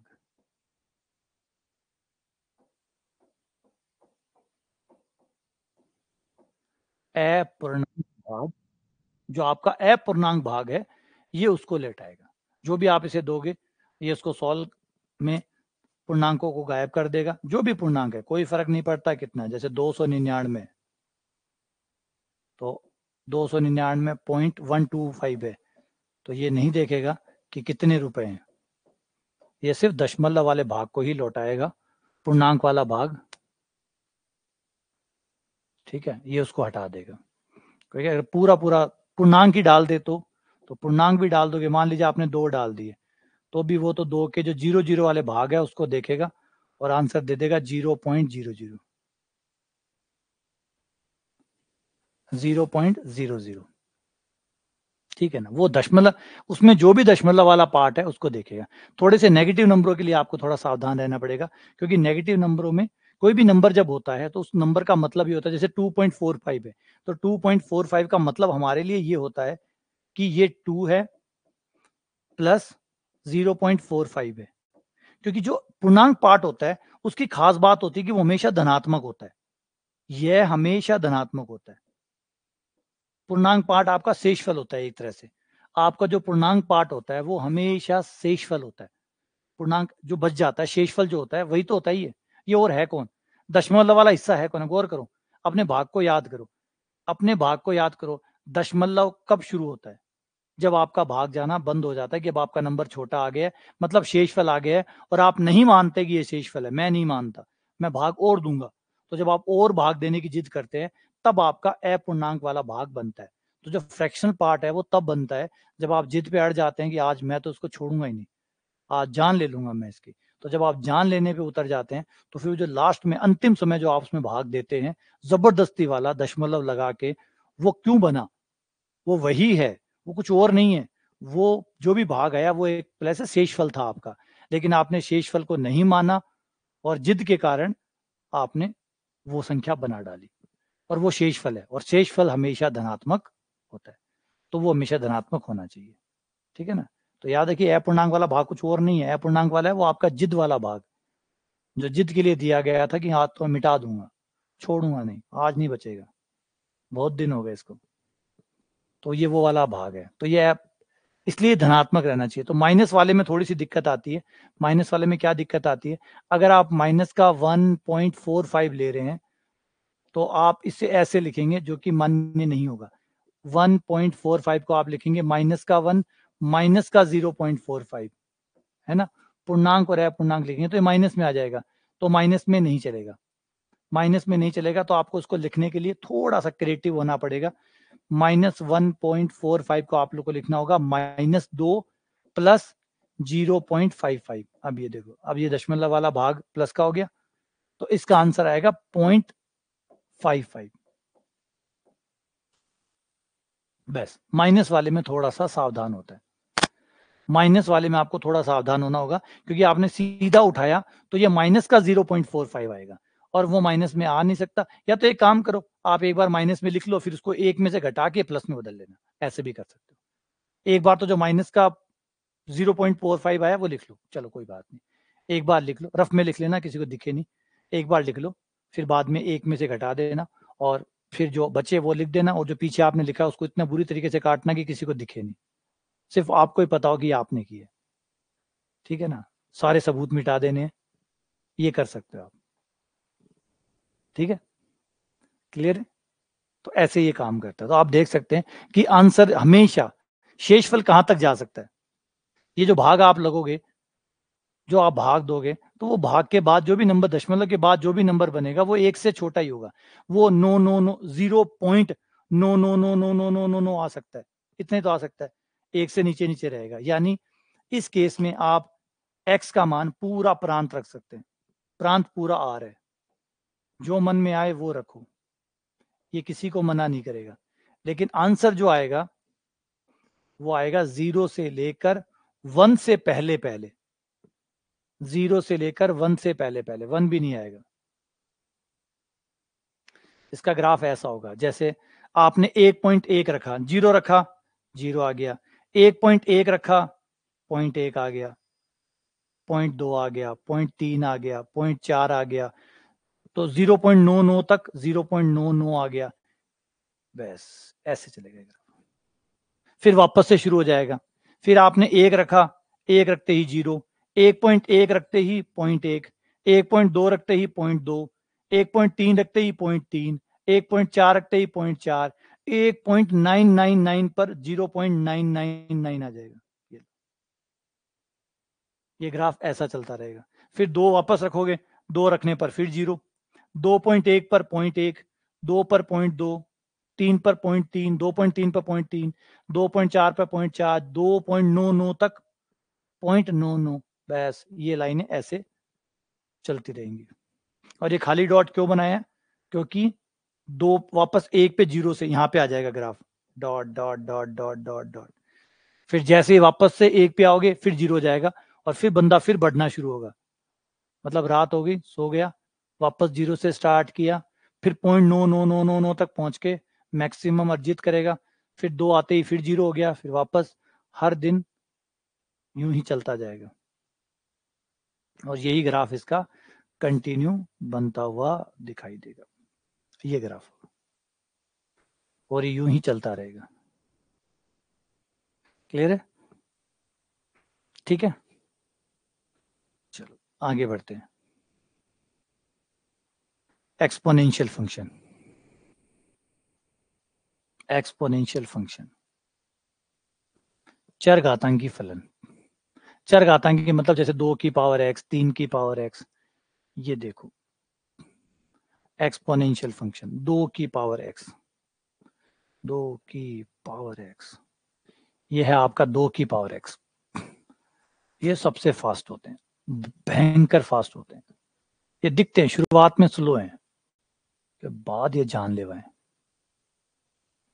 ये देखो, दिख रहा है आपको, शुरुआत में दिखता है एकदम मरा हुआ सब, और फिर इसके बढ़ने की स्पीड देखो, क्योंकि 2 की पावर है ना, 2 गुणा 2, 2 गुणा 2 गुणा 2 ऐसे बढ़ता है, तो बहुत तेजी से बढ़ते हैं ये लोग। इनके ग्राफ ऐसे होते हैं, शुरुआत में ना मरा हुआ सा, वो देखो नीचे से आ रहा है एकदम, ऐसा लग रहा है प्राण निकल रहे हैं, मतलब मरा पड़ा है एकदम, एकदम सुस्त है। 0 पे आया 1 हो गया, और फिर देखो फिर फ्लैश की शक्ति आ गई इसमें और फिर अनंत पे चला गया तुम। पहले बहुत स्लो होता है। बस ये जो ग्राफ होता है ना, ये आपके जीवन का ग्राफ होता है, यही हमारे जीवन में होता है। हमारे जीवन में ऐसा ही होता है। हमारे जीवन का जो शुरुआती हिस्सा होता है वो बहुत स्लो होता है। जब भी आप कुछ करने जाते हैं बहुत स्लो होते हैं। जीवन का शुरुआती हिस्सा बहुत स्लो होता है। जब आप प्रैक्टिस करते हैं, जब आप डेली पढ़ते हैं, आप डेली अपनी हेल्थ का ध्यान रखते हैं, तो प्रोग्रेस बहुत स्लो होती है, बहुत धीमी प्रोग्रेस होती है। लगता ही नहीं कि कोई प्रोग्रेस हो रही है। क्या लग रहा है? कुछ प्रोग्रेस नहीं है, कुछ भी नहीं आगे बढ़ रहा, थोड़ा थोड़ा आगे बढ़ता हूँ बस, हल्का सा हल्का सा हल्का सा हल्का। फिर एक दिन आता है आप रॉकेट बन जाते हैं। फिर एक दिन आप रॉकेट बन जाते हैं। बस शुरुआत ऐसी होती है। ये जो पीरियड है ना, ये खतरनाक होता है। ये मरा हुआ सा होता है एकदम। हर किसी को ये परेशान कर देता है, क्योंकि ये बहुत स्लो है। शुरुआती दिनों में आपको यही ग्राफ मिलता है आपकी प्रोग्रेस के अंदर। जब आप प्रोग्रेस करते हैं ना, तो आपको यही ग्राफ मिलता है शुरुआत में। लग रहा है मैं बढ़ ही नहीं रहा, मेरे में कोई बदलाव नहीं आ रहा, मैं कुछ भी आगे नहीं बढ़ रहा, मेरा क्या होगा, है ना। 2 महीने हो गए हैं, 3 महीने हो गए हैं, कुछ हो ही नहीं रहा, कुछ हो ही नहीं रहा। फिर एक पॉइंट आता है, उसके बाद रॉकेट बन जाता है। लेकिन दुर्भाग्य से इस पॉइंट तक पहुंचना मुश्किल होता है, क्योंकि या तो यहाँ दम छोड़ देता है, या यहाँ दम तोड़ देता है, या यहाँ दम तोड़ देता है, या यहाँ दम तोड़ देता है, या यहाँ दम तोड़ देता है, या यहाँ या यहाँ या यहाँ या यहाँ। तो इन शुरुआती हिस्सों में ये आदमी दम तोड़ देता है। इन शुरुआती हिस्सों में दम तोड़ देता है। तो फिर, है ना, फिर वो जो ये आसमान देखने वाला था, ये वो नहीं देख पाता। ये आसमान जो दिखने वाला था उसको, वो नहीं देख पाता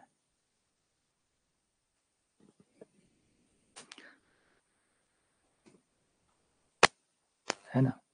आप किसी की भी देखिए, आप शुरुआत में किसी को भी उठाइए, किसी भी XYZ कंपनी को, एप्पल की बात कर लो या अमेजोन की बात कर लो। अगर उन्होंने पहला पहला 1 मिलियन प्रॉफिट, 1 मिलियन मतलब 10 लाख, पहला 10 लाख या 1 करोड़ मान लीजिए, पहला 1 करोड़ प्रॉफिट जो है कि कंपनी का 1 करोड़ प्रॉफिट, पहला 1 करोड़ प्रॉफिट कमाने में उनको लगा होगा तकरीबन तकरीबन 7 साल।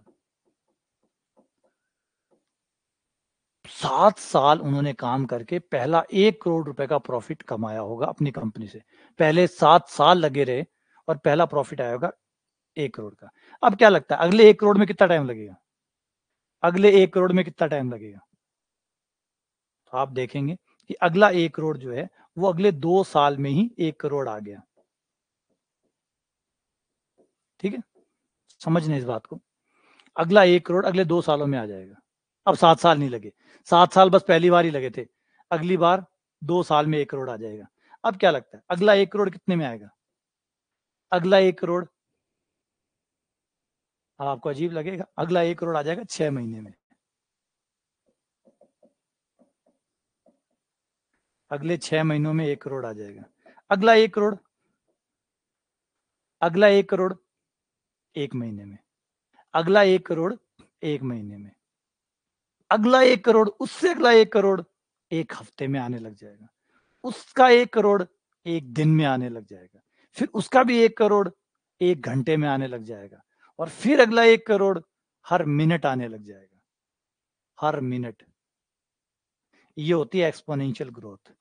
ग्रोथ ऐसे होती है। लेकिन जो मैंने कहा, ये दिक्कत है, ये दिक्कत है। आप देख लो, आज अमेजोन को देखो, आज अमेजोन को देखो, पर सेकंड 1 करोड़ तो मैं कम बता रहा हूँ, शायद कम है, बहुत ज्यादा है रेवेन्यू। अमेजोन का रेवेन्यू तो बहुत ज्यादा है, मैं तो 1 करोड़ पर सेकंड बता रहा हूँ, वो कम है। अब तो शायद उससे काफी ज्यादा होगा उनका पर सेकंड का रेवेन्यू।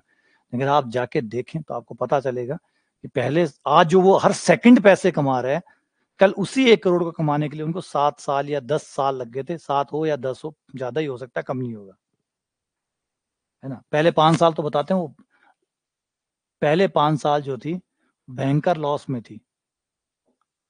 पहले 5 साल अमेजोन भयंकर लॉस में थी। ये समझा रहा हूँ, एक्सपोनेंशियल ग्रोथ ऐसे होती है। एक्सपोनेंशियल ग्रोथ शुरू में बहुत स्लो होती है, बहुत स्लो। ऐसा लगता है कि हम, बदलाव हमें हो ही नहीं रहा, हमें कोई बदलाव नहीं हो रहा है, ऐसा लग रहा है हम तो वैसे के वैसे उठ रहे हैं, वैसे ही जा रहे हैं। डेली सेम टू सेम है, कुछ नहीं बदल रहा, लेकिन एक्चुअली में बदल रहा है, एक्चुअली में बदल रहा है, वो दिखाई नहीं देता, और जब दिखाई देगा तो आप रॉकेट बन जाओगे, है ना। वो दिख नहीं रहा है, बस बात ये है, बदलाव तो हो ही रहा है। चलो 2 की पावर x के साथ 3 की पावर x लें तो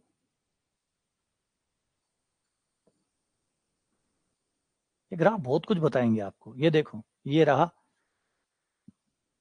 ये देखो, इसकी शुरुआत देखो, इसकी शुरुआत तो उससे भी ज्यादा स्लो है, इसकी शुरुआत तो इससे भी ज्यादा स्लो है। ये देखो, इसको मैं रेड कर देता हूँ ताकि दोनों का डिफरेंस समझ में आ जाए।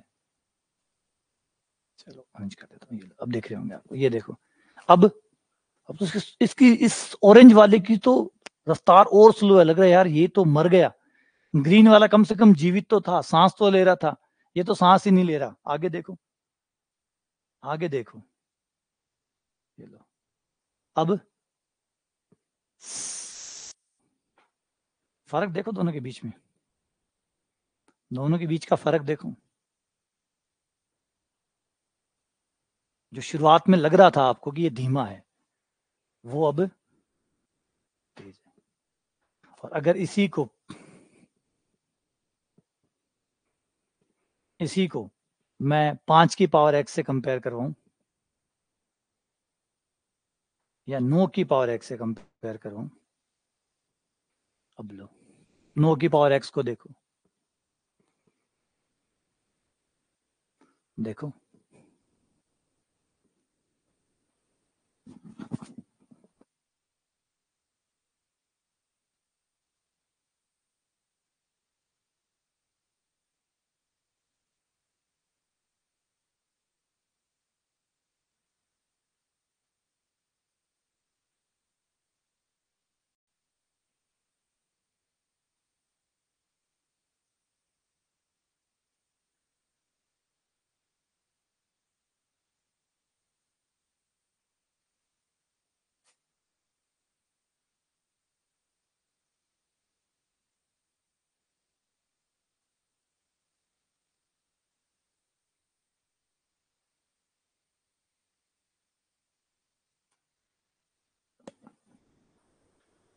शुरुआत से कभी भी विश्वास मत करिए। किसी की शुरुआत धीमी है तो उसका आगे भी जो है, जो भविष्य है वो भी धीमा होगा। आप जो यहाँ पे इतना बड़ा अंतर देख पा रहे हैं, वो वहां पे उल्टा है। ये देखो, इसीलिए शुरुआत से किसी का विश्वास नहीं करना चाहिए कि आज वो स्लो है, आज वो धीमा है। इसका मतलब नहीं है कि वो आगे भी धीमा रहेगा। क्या पता वो अपनी नींव भर रहा हो, क्या पता वो अपनी नींव भर रहा हो। क्लियर है?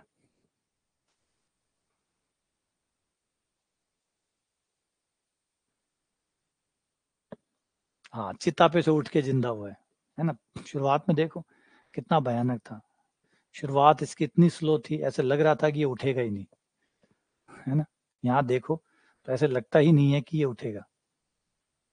आप इसको अगर अनंत से आते हुए देखें तो आपको लगेगा कि बस मर गया है, जलाने क्यों नहीं जा रहे हो उसको। ये देखो, यहाँ देखो, यहाँ जब आके देखोगे तो ऐसा लगेगा कि इसको जला के क्यों नहीं आ रहे हैं। ये देखो, ये देखो, जमीन के चिपका पड़ा है एकदम, ऐसा लग रहा है कि बस इसको जाके जला दो भाई, रहम करो इस पे, क्यों सता रहे हो इसको, क्यों सता रहे हो इसको, मर गया है, छोड़ दो, जाने दो, ले जाओ, जला दो, है ना। दिख रहा है, कंपेरेटिव दिख रहा है आपको। और फिर अपना टाइम आएगा, फिर आया इसका समय, ये रहा अपना टाइम आएगा। आसपास ही नहीं है कोई, दूर तक नहीं है कोई इसके आसपास। ऊपर जाके देखोगे तो बहुत अंतर आ जाएगा इन दोनों के बीच में, ठीक है ना। तो क्लियर हुआ ये होता है। इसमें क्या होता है, इसमें आप देखेंगे कि ग्राफ, आप चाहे ए चाहे कुछ भी लो, आपका ग्राफ हमेशा ऊपर रहता है, आपका ग्राफ हमेशा हमेशा ऊपर रहता है। मतलब इसका जो परिसर है वो हमेशा प्लस का रहता है, परिसर हमेशा प्लस का रहता है। एक्स का मान चाहे कुछ भी रखो, ग्राफ अनंत से आ रहा है, अनंत तक जा रहा है, तो इनका प्रांत जो होता है वो पूरा रियल नंबर होता है, इनका प्रांत रियल नंबर होता है।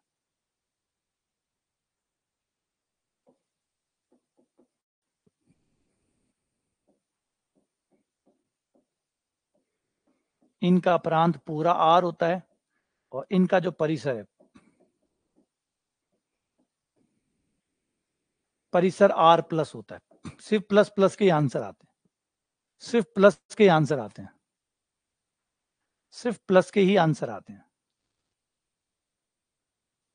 अच्छा, आपको चलो उसकी कहानी सुना देता हूं। आपने एक कहानी सुनी होगी चाइनीज बम्बू की। चाइनीज बम्बू,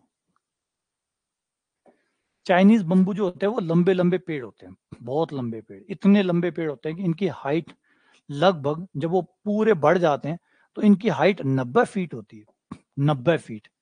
आप सोच सकते हैं 90 फीट क्या होती है? मतलब आपका जो एक फ्लोर होता है वो 11 फीट का होता है, 11 से 12 फीट होता है। तो 11 से 12 फीट होता है, इसका मतलब इसे अगर आप लगाएं तो 12 अट्ठे 96, यानी आपका 8 फ्लोर का जो मकान है ना, उतना बड़ा होता है। 8 फ्लोर जितना, 8 फ्लोर जो होता है आपका मकान, उतना बड़ा ये एक पेड़ खड़ा होता है। लेकिन इस बम्बू को जब आप उगाते हैं और ये 6 महीने में बड़ा हो जाता है, 6 महीने लेता है ये, या 6 से 9 महीने लेता है ये बड़े होने में।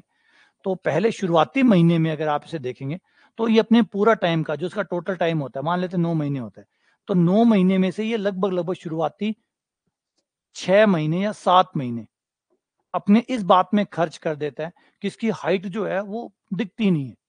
इतनी से लगता है कि ये कभी 90 फुट का होगा क्या? मुश्किल से 2 फीट या 1 फीट जो है ये हाइट ले पाता है पहले 7 महीनों में। पहले 6 से 7 महीनों में ये सिर्फ मुश्किल से अपनी हाइट 1 या 2 फीट मुश्किल से ले पाता है पहले 7 महीनों में। किसी को लगता ही नहीं है उसको देख के कि ये कल 2 महीने, अगले 2 महीनों में ये 90 फीट चला जाएगा, अगले 2 महीनों में ये 90 फीट चला जाएगा, किसी को यकीन नहीं होता। 7 महीनों में अगर देखते हो तो सिर्फ ये 2 फीट मुश्किल से पहुंचता है, और उसके बाद अगले 2 महीनों में ये 90 फीट पकड़ता है। तो अच्छा, 7 महीने कर क्या रहा था? हमारे मजे ले रहा था? नहीं। एक्चुअली जब 7 महीने, पहले 7 महीने वो अपनी नींव को मजबूत करता है। उसकी जो नींव होती है, क्योंकि 90 फीट खड़ा रहना है। अब 90 फीट जितने बड़े पेड़ को खड़ा रहने के लिए जमीन में गहराई भी गहरी होनी चाहिए। वो पहले 7 महीने ऊपर नहीं दिखता आपको, वो नीचे गहराई पकड़ रहा होता है, वो अपनी जड़ें मजबूत कर रहा होता है, क्योंकि 2 महीने लगेंगे उसको बड़ा होने में। बड़े होने में सिर्फ 2 महीने लगेंगे, लेकिन अगर वो सीधा बड़ा हो गया तो वो ठहर ही नहीं पाएगा, वो गिर जाएगा। तो पहले 7 महीने वो अपनी जड़ें मजबूत करता है, नीचे की तरफ बढ़ता है। पहले 7 महीने वो नीचे की तरफ बढ़ रहा है ताकि मजबूती से जमीन को पकड़ सके, और फिर 2 महीने वो जम लेता है और 90 पकड़ लेता है। अब सोचो, अगर ये 7 महीने इसने ना लिए होते, अगर ये 7 महीने ना लिए, बड़ा तो ये 2 महीनों में हो जाता, बड़ा तो ये 2 महीनों में ही हो जाता, लेकिन टिक नहीं पाता। 2 महीनों में अगर ये 90 फीट हो जाता तो एक हवा के साथ ही, एक झोंके के साथ ही गिर जाता। तो इसे टिके भी तो रहना है, सिर्फ खड़ा ही थोड़ी होना है, टिके भी तो रहना है। तो टिके रहने के लिए जरूरी है कि नींव मजबूत हो। तो पहले 7 महीने ये नींव पे काम करता है, और फिर 2 महीने वो ग्रोथ जो सबको दिखती है, फिर वो दिखती है। ये कहानी जो है ये शायद लगभग लगभग 96 में आई थी। राहुल द्रविड़ ने एक प्रेस कॉन्फ्रेंस में इसको कहा था। ये बैट्समैन, आपने क्रिकेटर का नाम सुना होगा राहुल द्रविड़ का। राहुल द्रविड़ ने अपने एक प्रेस कॉन्फ्रेंस था, उसमें ये कहानी सुनाई थी चाइनीज बम्बू की। उन्होंने बोला कि आप इतनी प्रैक्टिस करते हैं, आप क्या कहना चाहते हैं युवाओं को? तो उन्होंने कहा कि मैं युवाओं को चाइनीज बम्बू की स्टोरी सुनाना चाहता हूँ कि ऐसे काम करो, अपना फाउंडेशन बनाओ चुपचाप साइलेंटली। जैसे वो जो उग रहा था, किसी को ऊपर ऊपर दिखता है, नीचे तो किसी को दिखता नहीं है कि नीचे वो कुछ कर रहा है क्या, वो किसी को नहीं दिखा। तो बस ऐसे ही चुपचाप अपना काम करते रहो, किसी को भी आपका काम ना दिखे, है ना। फाउंडेशन किसी को दिखता भी नहीं है, नींव किसी को नहीं दिखती, ऊपर वाली बिल्डिंग सबको दिखती है, लेकिन बिल्डिंग खड़ी तो नींव पे ही है ना। तो जिसके पास नींव नहीं है उसके पास बिल्डिंग नहीं होगी। तो उन्होंने कहा कि पहले अपनी नींव मजबूत करो, और जब आप नींव मजबूत करोगे तो कोई आपको देख नहीं पा रहा होगा, इवन आप भी खुद भी अपने आप को नहीं देख पा रहे होंगे कि आपकी नींव मजबूत हो रही है। लेकिन जब आपकी नींव मजबूत हो जाएगी तो आप ऊंची से ऊंची ऊंचाई जो है उसको प्राप्त भी कर पाएंगे और बना के भी रख पाएंगे। वरना ऊंचाई पा भी ली तो क्या है, बना ही नहीं जा सकते। जैसे रोहन गवास्कर आए थे, सुनील गवास्कर का बेटा रोहन गवास्कर आया था, टीम में तो पहुंचा दिया, टिका क्या? नहीं टिका। क्यों? क्योंकि नींव मजबूत नहीं थी। ऊंचाई तो मिल गई, इंडियन टीम में जगह भी मिल गई, लेकिन टिक नहीं पाए। कारण वही, ऐसे बहुत से खिलाड़ी हैं जिनको टीम में जगह तो मिल गई लेकिन टिक नहीं पाए। कारण कि ऊंचाई तो दे दी, नींव थी नहीं उनके पास, तो वो टिके नहीं। ठीक है ना। तो ऐसा ही हमारे इसके साथ होता है। क्लियर है। अच्छा, अगर हम बेस चेंज कर दें, अब इसी को अगर एक बार बेस चेंज करके लें तो ये ग्राफ उल्टा हो जाएगा। बेस चेंज करके ले तो बेस चेंज कर दे, जैसे मैंने बेस ले लिया 1/2, ये ले लिया।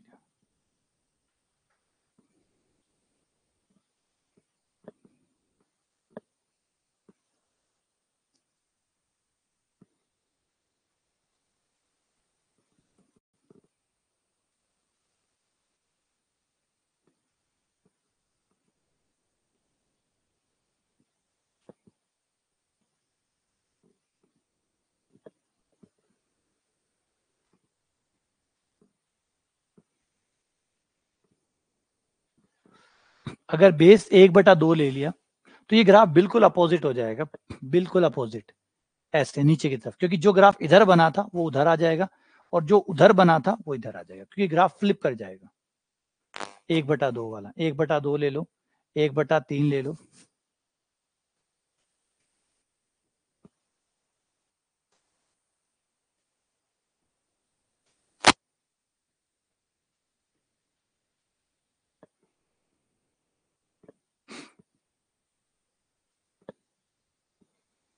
ये देखो, ये आपका 1/3 है ना, ये 1/3 है।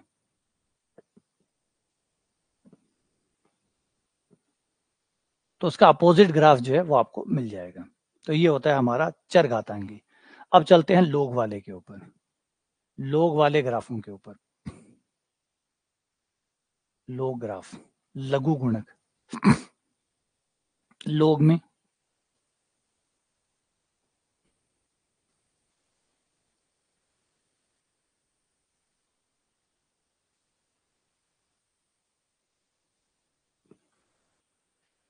लोग एक्स, ये ग्राफ होता है लोग एक्स का। बहुत स्लो ग्राफ होता है, बहुत धीमा ग्राफ होता है, लेकिन धीमे के भी अपनी फायदे हैं।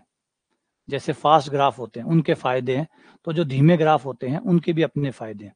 लॉग एक्स का ग्राफ बहुत स्लो होता है, आप देख सकते हैं एकदम स्लो ग्राफ है, एकदम मरा हुआ सा चलता है, एकदम धीमे धीमे।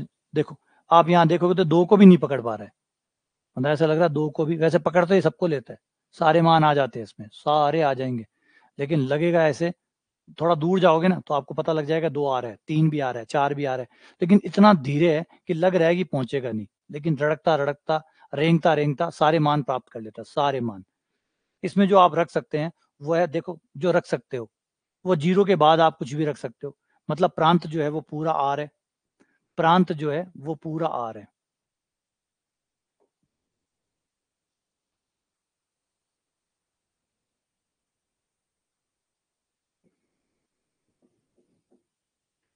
इसका प्रांत जो है वो आर प्लस है, सॉरी, आर प्लस है, इसमें माइनस नहीं रख सकते, ये तो आपको पता ही होगा कि लोग में माइनस नहीं रख सकते, 0 भी नहीं रख सकते, माइनस भी नहीं रख सकते, उसका प्रांत होता है आर।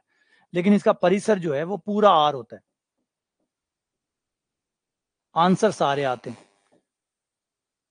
आंसर इसमें सारे आते हैं, सारे के सारे जो आपको चाहिए सारे आंसर यहाँ पे मिल जाएंगे। आपको -2 चाहिए, -3, -4, ऊपर वाले भी सारे आ जाएंगे। दिख नहीं रहा होगा यहाँ पे, यहाँ पे लग रहा होगा नहीं यार ये तो प्राप्त कर ही नहीं रहा, तो उसको जैसे ही आप छोटा करेंगे आपको सारे के सारे मान दिख जाएंगे। देखो ये जो भी मान उठाना है वो बोलो कौन सा मान, थोड़ा सा पीछे जाओ और देखो ये लाइन, जैसे जैसे हर लाइन को ये काट, स्लो बहुत है, धीमा बहुत है, इसलिए बहुत दूर तक जाके देखना पड़ेगा कि किसको कब प्राप्त करेगा। बहुत धीमा है तब मरा हुआ है कभी, लेकिन प्राप्त सब कर लेता है, सारे प्राप्त कर लेता है। आप इसे क्या प्राप्त करना चाहते हैं वो बता दो, जो भी इससे प्राप्त कराना चाहते हो वो बता दो। स्लो बहुत है, बहुत धीमा है, इसलिए बहुत दूर तक जाके देखना पड़ेगा कि क्या चाहिए। मान लो एक एग्जांपल ट्राई करते हैं कि आपको चाहिए कि इससे 10 आएगा या नहीं आएगा, तो जवाब है 10 आएगा, लेकिन आएगा कब, बहुत दूर बाद, बहुत यात्रा तय करनी पड़ेगी तब 10 देगा ये।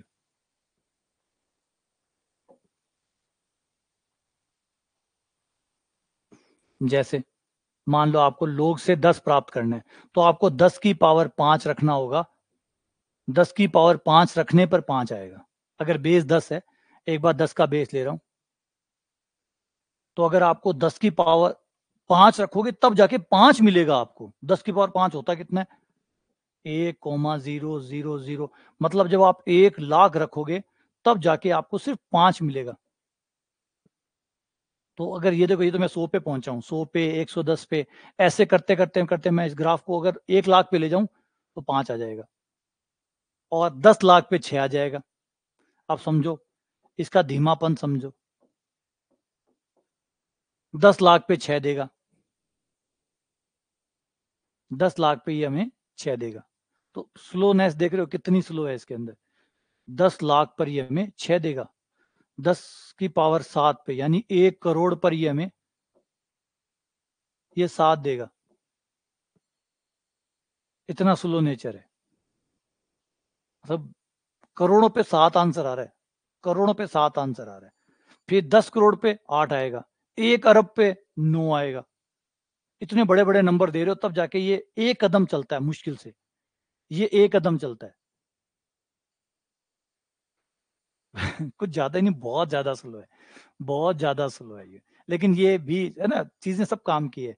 ये हमारे यूनिवर्स के लिए बेस्ट है, हमारे यूनिवर्स को नापने के लिए बेस्ट है। यूनिवर्स की जो लंबाई होती है, जो भूकंप की लंबाई होती है, वो आप लोग से ही नापते हैं, लॉग स्केल से ही नापते हैं आप लोग, क्योंकि ये बहुत स्लो होता है और हमें स्लो ही चाहिए। वरना यूनिवर्स इतना बड़ा है कि बड़े बड़े नंबर तो आपको ऐसे ही मिल जाएंगे कि यहाँ से दूसरा ग्रह कितने दूर है, तो आप बोलेंगे 2,72,580 किलोमीटर दूर, है ना, जबकि पहला ग्रह ही है, वो फर्स्ट ग्रह ही है जो हमसे इतनी दूरी पर है। समझ रहे हैं? अगर मैं आपसे पूछूं कि आपसे पहला ग्रह कितनी दूरी पर है, तो आप कहेंगे पहला ग्रह 3,32,834 किलोमीटर दूर पर है, पहला ग्रह। ये पहला पड़ोसी है आपका। उसके बाद सोचो दूसरा या तीसरा, और पूछा जाए कि आपकी नानी कहाँ रहती है, आपकी नानी कहाँ रहती है, तो उसका आंसर इतना बड़ा होगा कि आपके जो नेचुरल, जो नॉर्मल नंबर है, वो इतने बड़े बड़े लगेंगे, भाई पीछे छुटाओ इनसे, ये बहुत बड़े हैं। तो फिर हम लोग इस्तेमाल करेंगे, और लोग का सबसे बढ़िया काम है कि अगर 1 करोड़ भी हुआ तो चुपके से बोलेगा 7। 1 करोड़ को भी कैसे बोलेगा? 7। समझा? तो लोग क्यों फायदेमंद होता है? लोग तब बहुत फायदेमंद होता है जब नंबर इतने बड़े हों और आप उनको छोटा करना चाहें तो लोग से कर लो, लोग आपको छोटा कर देगा। समझ रहे कि लोग तो हर चीज काम की है, हर चीज काम की है, समझ रहे हो ना? ब्रह्मांड में बहुत काम का है, ब्रह्मांड के हिसाब से ये बहुत बड़ी है, क्योंकि कहा ना इतनी बड़ी दूरी को भी इतना छोटा करके बोलेगा। इतनी बड़ी दूरी को भी लोग में, जब लोग की स्केल में नापोगे तो लोग की स्केल में पता है 10 करोड़ जो दूरी है या 1 करोड़ दूरी है या 10 लाख दो दूरी है, उसको आप सिर्फ 6 बोलते हैं, सिर्फ 6 बोला जाएगा लोग की भाषा में। तो ये इतना स्लो होने की वजह से इसका फायदा मिल गया हमें ब्रह्मांड को नापने के लिए। तो जब भी आप, जब पृथ्वी पर होते हो और जब अपनी जमीन नापते हो तो मीटर में नापते हैं, मीटर स्केल जो हमारी नॉर्मल स्केल होती है उस पर नापते हैं। लेकिन जब आप ब्रह्मांड में नापते हैं तो ब्रह्मांड में हम चीजों को लोगरिथम स्केल पे नापते हैं। ये लोग की खास बात है। देखा, कमाल है, चीजें तो सारी कमाल है। हर चीज कहीं ना कहीं कैसे ना कैसे काम आ ही जाती है। अब इसमें एक चीज और देखना, ये है जब बेस जो है 1 से बड़ा है, इस केस में बेस 1 से बड़ा है। अगर बेस 1 से छोटा हो, अगर आधार 1 से छोटा हो तो क्या होगा? अगर आधार 1 से छोटा हो, अगर हम आधार 1 से छोटा करें तो क्या होगा? आ जाओ, आधार 1 से छोटा करते हैं, मतलब 0.5 ले लेते हैं, 0.5। ये आधार मैंने ले लिया, आधार 1 से कम कर दिया, तो ग्राफ की शेप ही बदल गई। देखो, ग्राफ की शेप ही बदल गई। तो जब आधार 1 से कम होता है तो ये ग्राफ यूं फ्लिप हो जाता है। आधार अगर 1 से कम हुआ, आधार अगर 1 से ज्यादा रहेगा तो आपके ग्राफ यही चलते रहेंगे। जब तक 1 से ज्यादा है तो ये वाले ब्लैक वाले ग्राफ आएंगे, थोड़े ऊपर, थोड़े और ऊपर, थोड़े और ऊपर, वैसे आएंगे। अगर आधार 1 से ज्यादा है,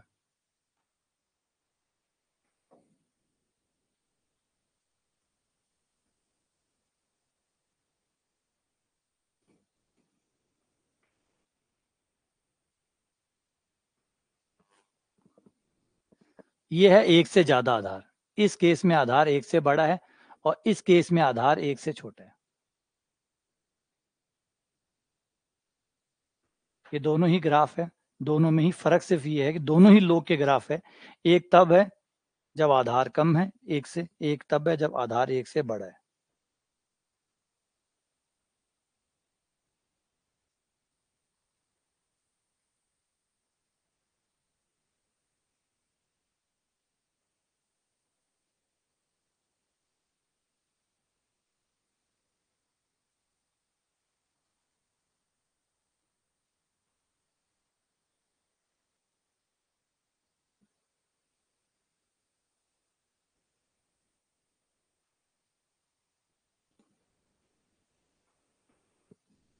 ठीक है, क्लियर है? ठीक है, चलो आगे बढ़ते हैं अगले ग्राफों की तरफ। ये तो हो ही गया। त्रिकोणमितीय ग्राफों पे आ जाओ। त्रिकोणमिति वालों से मिलते हैं थोड़ा सा। साइन एक्स, कोस एक्स, सुंदर सुंदर ग्राफ, उनसे मिलते हैं। साइन एक्स का तो प्यारा सा ग्राफ है, सब जानते हो। ये रहा आपका साइन एक्स, खूबसूरत, शानदार, अल्टीमेट। ये sin X है। ये रहा साइन एक्स। अब कोस एक्स पे आ जाओ। एक्चुअली सिलेबस उसका है नहीं ना, दिक्कत वो है, सिलेबस है नहीं। तो वो कह रहे हैं कि जो भैया आपने पढ़ा है, जो आप जानते हैं, वो सब पूछ लेंगे हम। ये कोस एक्स है, थोड़ा सा पीछे, थोड़ा सा पीछे, है ना। फिर टेन एक्स ले लो, ये ten x, sine x, cos x, ten x.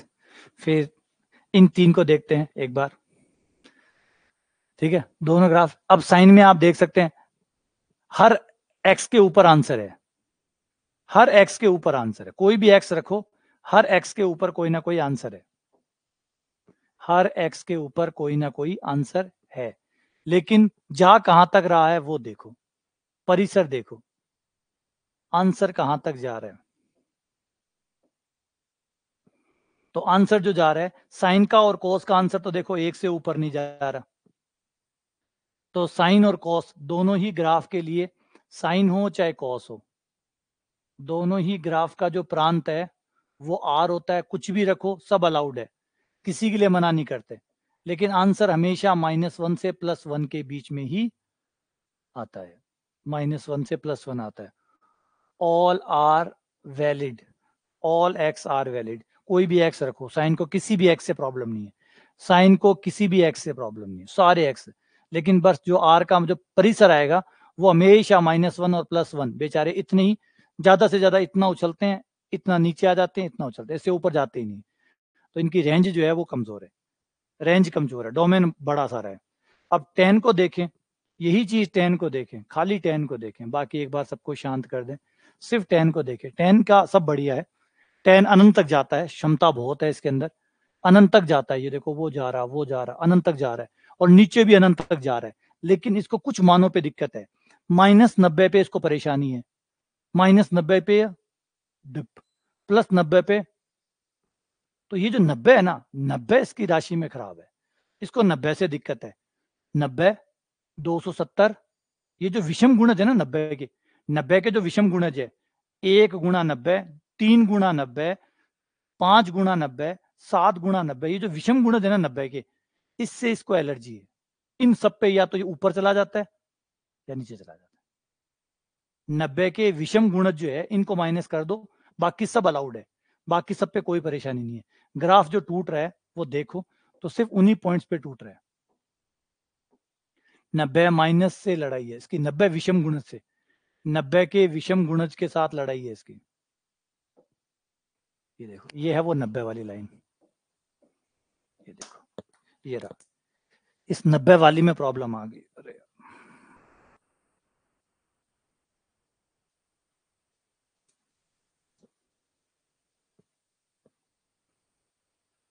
ये देखो, ये 90 वाली, फिर ये है 3 × 90, ये 90, ये 3 × 90, ये 5 × 90, यहाँ दिक्कत है, देखो 3 गुणा 90 है, 5 गुणा 90 है, और ये हुआ -90, -1 गुणा 90, -3 गुणा 90।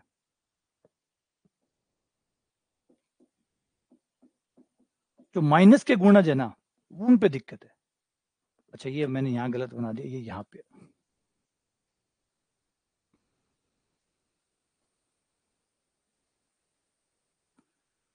ये देख, ये -90, -3 गुणा 90, -5 गुणा 90, ये पॉइंट इनको परेशान करते हैं बस। ये पॉइंट निकाल दो इसमें, बाकी सब पे सुरक्षित है। तो इसका प्रांत जो होगा वो ये होगा,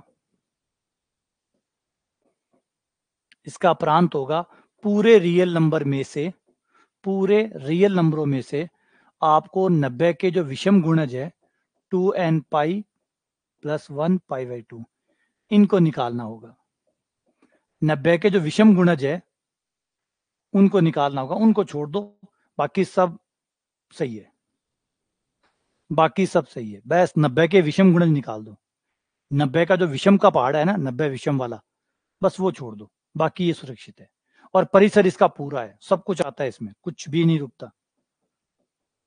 परिसर पूरा रियल नंबर है, सब कुछ प्राप्त करता है, परिसर पूरा है। प्रांत में खाली 90 के जो विषम गुणज है, सम गुणज तो चलेंगे, सम गुणज तो हो जाएगा पाई, 2 पाई, 3 पाई, बस विषम गुणज है उनसे परेशानी। तो ये आपका 10x का ग्राफ हो गया। साइन को तो कहीं प्रॉब्लम नहीं है, कॉस को भी कहीं प्रॉब्लम नहीं है, टेन को कुछ हिस्सों में प्रॉब्लम है, लेकिन इसका परिसर बहुत अच्छा है, पूरा का पूरा रियल नंबर है। उनका परिसर -1 से +1 ही था, उनमें ये दिक्कत थी। तो हर किसी के साथ कोई ना कोई परेशानी तो है, तो है। अब इनके साथ साइन के साथ कॉसेक का ग्राफ देखो, जिससे दोनों ग्राफ एक साथ समझ में आए। ये लो, ये आपका साइन ऑन और उसके साथ कॉस, देखा। ये जो रेड वाला है ये आपका कोसेक का है, और जो ग्रीन वाला है वो साइन का है।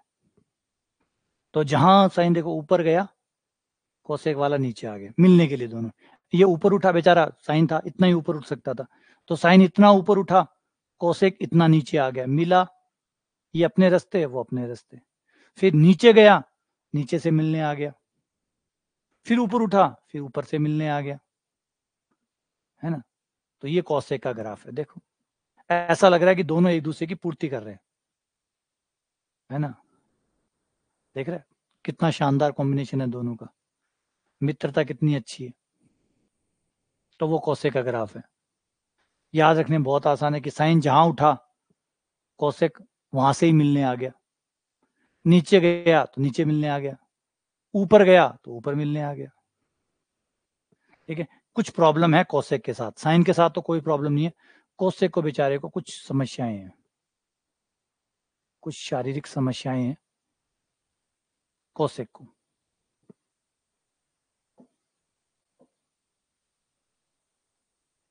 क्या है वो देखो, जो जो समस्याएं हैं वो है, इसे यहाँ पे इस वाले हिस्से में देखो, कहाँ हो गया, ये पाई पे हो गया, पाई पे दिक्कत आ जाएगी। देखो पाई पे अनंत चला गया, पाई पे अनंत चला गया, पाई पे अनंत चला गया, फिर 2 पाई पर फिर अनंत चला गया, 2 पाई पे फिर अनंत।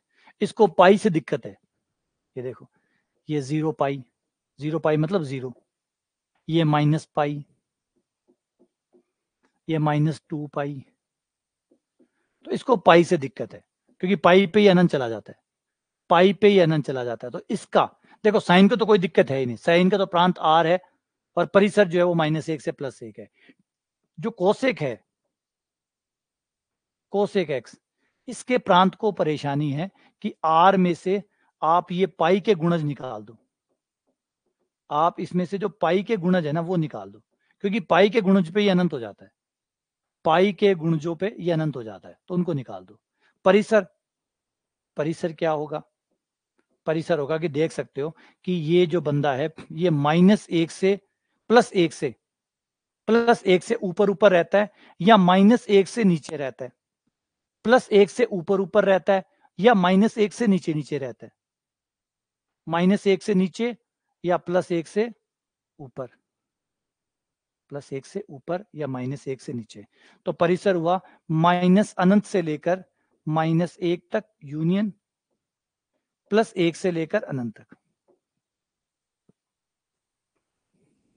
ये इसका हुआ माइनस अनंत से लेकर माइनस 1 तक यूनियन प्लस 1 से लेकर अनंत तक। ये इसका परिसर है। ये माइनस 1 से प्लस 1 के बीच में कोई भी मान ग्रहण नहीं कर रहा, आप देख सकते हो, क्योंकि वहां पे साइन ने कब्जा कर रखा है और दोनों ने क्षेत्र बांटे हुए। जिस क्षेत्र में साइन है उस क्षेत्र में कोसेक नहीं आता, कोसेक का इंटरफेयर नहीं है। कोसेक का इंटरफेयर उस क्षेत्र में नहीं है जिस क्षेत्र में साइन आता है। जहां तक साइन ने कवर कर लिया उतना साइन ने कवर कर लिया, बाकी सब कोसेक ने कवर कर रखा है। ठीक है, ये आपका कोट का ग्राफ हो जाता है, मतलब कोसेक का हो गया, साइन और कोसेक का। ऐसे ही सेम ग्राफ आपको मिल जाएगा, सेम ग्राफ। अगर हम साइन के बजाय कोस पे जाएं और सेक पे जाएं, सेम ग्राफ मिलेगा आपको, बस थोड़ा सा चलने का तरीका अलग होगा, है ना। इसके चलने का तरीका ये देखो, ये है आपका सेक और हाँ आर माइनस कर सकते हो, कोई बात नहीं, आर माइनस माइनस 1 से प्लस 1 कर सकते हो। ये देखो इस भाई साहब का, देखो इस भाई साहब के भी वही है, कॉस जहां पे भी उठेगा सेक उससे मिलने आ जाएगा, जैसे ही कॉस उठेगा सेक उससे मिलने आ जाएगा। दिख रहा है, सेम वही चल रहा है। जो साइन और कोसेक के साथ जो मित्रता थी ना, साइन और कोसेक की जो मित्रता थी वो कॉस और सेक के साथ है सेम। वही इसकी भी परेशानी है बेचारे की, इसको भी सेम वही प्रॉब्लम्स है, कुछ प्रॉब्लम जो उसको थी वही इसको भी है। इसको उसको तो पाई से प्रॉब्लम थी, इसको पाई से प्रॉब्लम नहीं है, इसको पाई/2 से प्रॉब्लम है, 90 डिग्री से प्रॉब्लम है। इसकी लड़ाई 90 डिग्री से है। देखो ये रहा,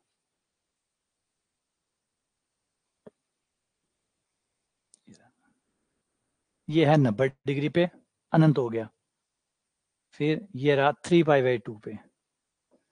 90 के जो विषम गुणज है इसे वहां दिक्कत है, 90 के विषम गुणजों पे दिक्कत है, तो आर में से आपको छोड़ना होगा 90 के विषम गुणज 2n+1 π/2। 90 के विषम गुणज जो है वो छोड़ने होंगे, वो सब छोड़ने होंगे, और परिसर बिल्कुल वैसा ही रहेगा, पूरा रियल नंबर है, सिर्फ -1 से +1 निकाल दो, या ऐसे लिखो तो ऐसे लिखो, या वैसे जैसे भी लिखवाया था वो लिख लो।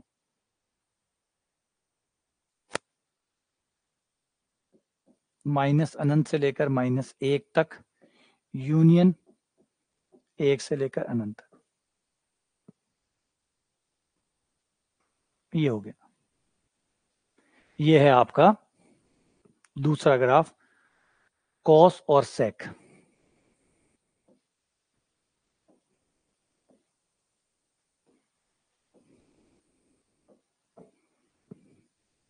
अब tan और कोट और ले लो।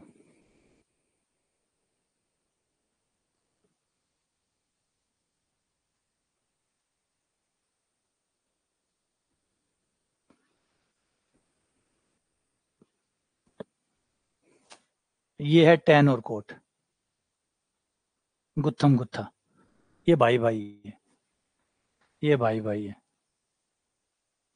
ये गुत्थम गुत्था भाइयों में होती है, ये भाई भाई है या बहन बहन है ना। मेरे 2 बेटे ऐसे ही लड़ते हैं। तो ये जो ब्लैक वाला है वो tan है, और जो ग्रीन वाला है वो कोट है ना। इसकी इसकी प्रॉब्लम, tan की प्रॉब्लम तो बता चुका, tan को कहाँ कहाँ प्रॉब्लम थी। 90 के विषम गुणजों पे दिक्कत है, 90 के विषम गुणजों पे tan को दिक्कत है, कोट को दिक्कत है पाई पे, इसकी कहानी पाई पे, इसको पाई के गुणजों पे दिक्कत है।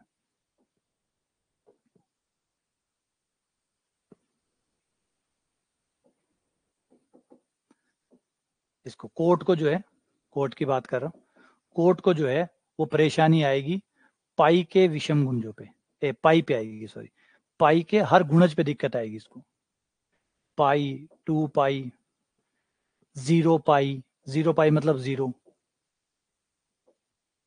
माइनस पाई, -2 पाई, इसको पाई पे दिक्कत है, इसकी परेशानियां पाई पर है, पाई के पहाड़े पे। तो इसके प्रांत बनाना चाहते हो तो आर में से माइनस कर दो पाई के गुणज, पाई के गुणज मत लेना, ये इसका प्रांत हो जाएगा। और परिसर में सब आएगा, परिसर पूरा है। tan की तरह ये भी सब कुछ प्राप्त करता है, tan की तरह इसमें भी सब कुछ आता है, tan की तरह इसमें सब कुछ आता है। जैसे tan में परिसर r होता है, कोट में भी पूरा r होता है। tan को प्रॉब्लम है 90 के विषम गुंजों से, और कोट को प्रॉब्लम है पाई के गुंजों से। तो देखो दिक्कत दो ही है, या तो 90 के विषम गुणजों पे प्रॉब्लम है या पाई के गुणजों पे दिक्कत है। तो वो दो चीजें याद कर लो, किसको कहाँ प्रॉब्लम है वो माइनस कर दो, वो कवर हो जाएगा। तो ये आपका tan का और कोट का ग्राफ हो गया, ठीक है। उसके बाद में एक ग्राफ, दो ग्राफ और बच जाते हैं, जिसको कहते हैं हाइपरबोलिक, साइन हाइपरबोलिक और कॉस हाइपरबोलिक, साइन हाइपरबोलिक और कॉस हाइपरबोलिक।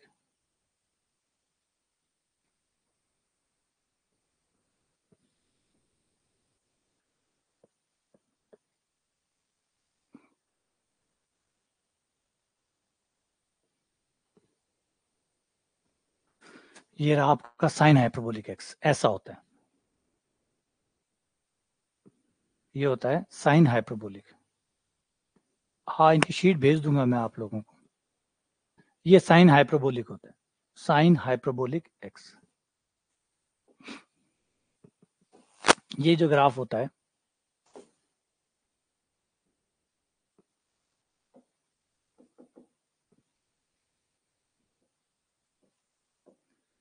एफ एक्स बराबर साइन हाइपरबोलिक है।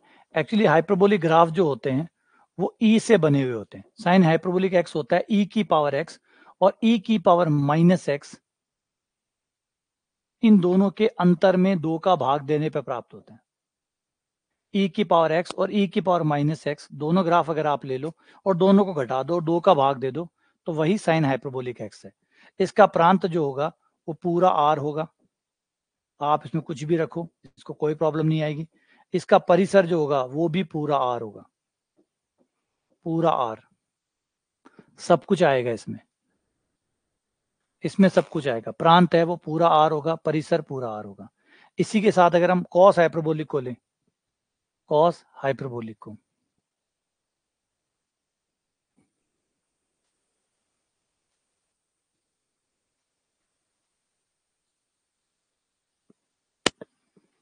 ये इसके साथ में है कॉस हाइपरबोलिक। ये देखो माला के शेप में होता है, कॉस हाइपरबोलिक जो होता है वो माला की शेप में होता है ऐसे। इसमें प्रांत पूरा आर होता है, इसका भी प्रांत पूरा का पूरा आर होता है।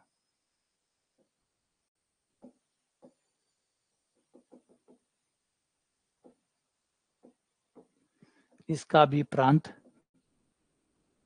पूरा आर होता है। ये है कॉस हाइपरबोलिक एक्स।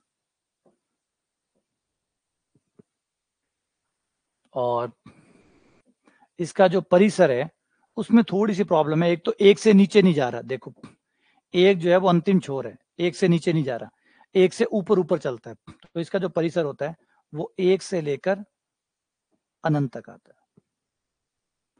और कॉस हाइपरबोलिक एक्स बराबर होता है, जैसे उसके बारे में बात की थी, कॉस हाइपरबोलिक एक्स बराबर होता है ई की पावर एक्स प्लस ई की पावर माइनस एक्स बटा 2, ई की पावर एक्स प्लस ई की पावर माइनस एक्स बटा 2। और ये जो ग्राफ था ये है आपका साइन हाइपरबोलिक एक्स, जो कि होता है ई की पावर एक्स माइनस ई की पावर माइनस एक्स बटा 2, ई की पावर एक्स माइनस ई की पावर माइनस एक्स बटा 2। और इसके बाद में इसका जो प्रांत होता है वो पूरा आर होता है, इसका परिसर भी पूरा आर होता है।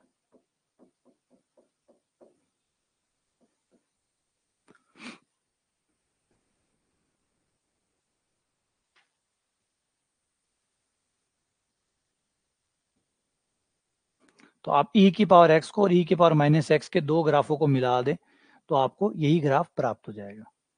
जब ये आपको नजर आ ना कॉस हाइपरबोलिक वाला, वो दिख जाएगा। चलो मैं आपको बना के दिखाता हूँ। देखो, दो ग्राफों को मिला के ये ग्राफ बनता है। दो ग्राफों को, एक बार मैं दोनों को बंद कर देता हूँ। हम एक काम करते हैं, e की पावर x का एक ग्राफ लेते हैं, e की पावर x का एक ग्राफ लेते हैं। ये रहा आपका e की पावर x का ग्राफ, दिख रहा है? ये e की पावर x का ग्राफ है। फिर हम लेते हैं e की पावर माइनस एक्स का ग्राफ।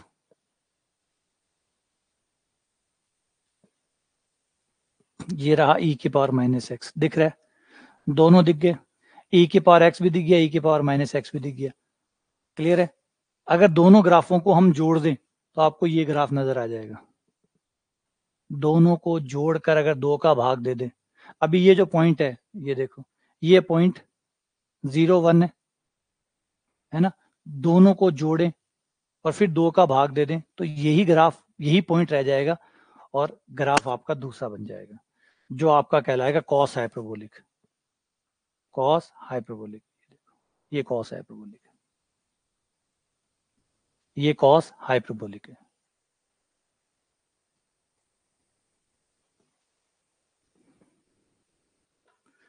ये दोनों ग्राफों को मिला के ई की पावर के ग्राफ है, ये आपके ई की पावर के ग्राफ है। दोनों को आप जोड़ दो तो उससे ये ग्राफ तैयार हो जाता है और ये कॉस हाइपरबोलिक है।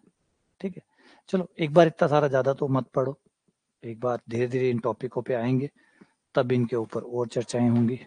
अभी तो सिर्फ आज था कि आप ग्राफ समझ लें पहले थोड़े से, कि त्रिकोणमिति जो फलन होते हैं, सारे जो फलन होते हैं, मॉडुलस है, चाहे सेलिंग था, फ्लोर था, ये सारे फंक्शन आप लोग जान लो, पहचान लो और समझ जाओ कि कैसे कैसे डायग्राम होते हैं। जब भी भूलो तो इस वीडियो को देख लेना कि ग्राफ कैसे कैसे होते हैं, आपको शक्लें याद आ जाएंगी इनकी, और इनके प्रांत और परिसर याद आ जाएंगे, इसके प्रांत और परिसर क्या होते हैं। ठीक है ना? कोशिश करूंगा जो ग्राफ, इसकी शीट भेज दूंगा, शीट में सारे ग्राफ बने हुए होंगे, वो आपको मिल जाएगी। ठीक है, चलो मिलते हैं आपसे अगले लेक्चर में, फिर मिलते हैं।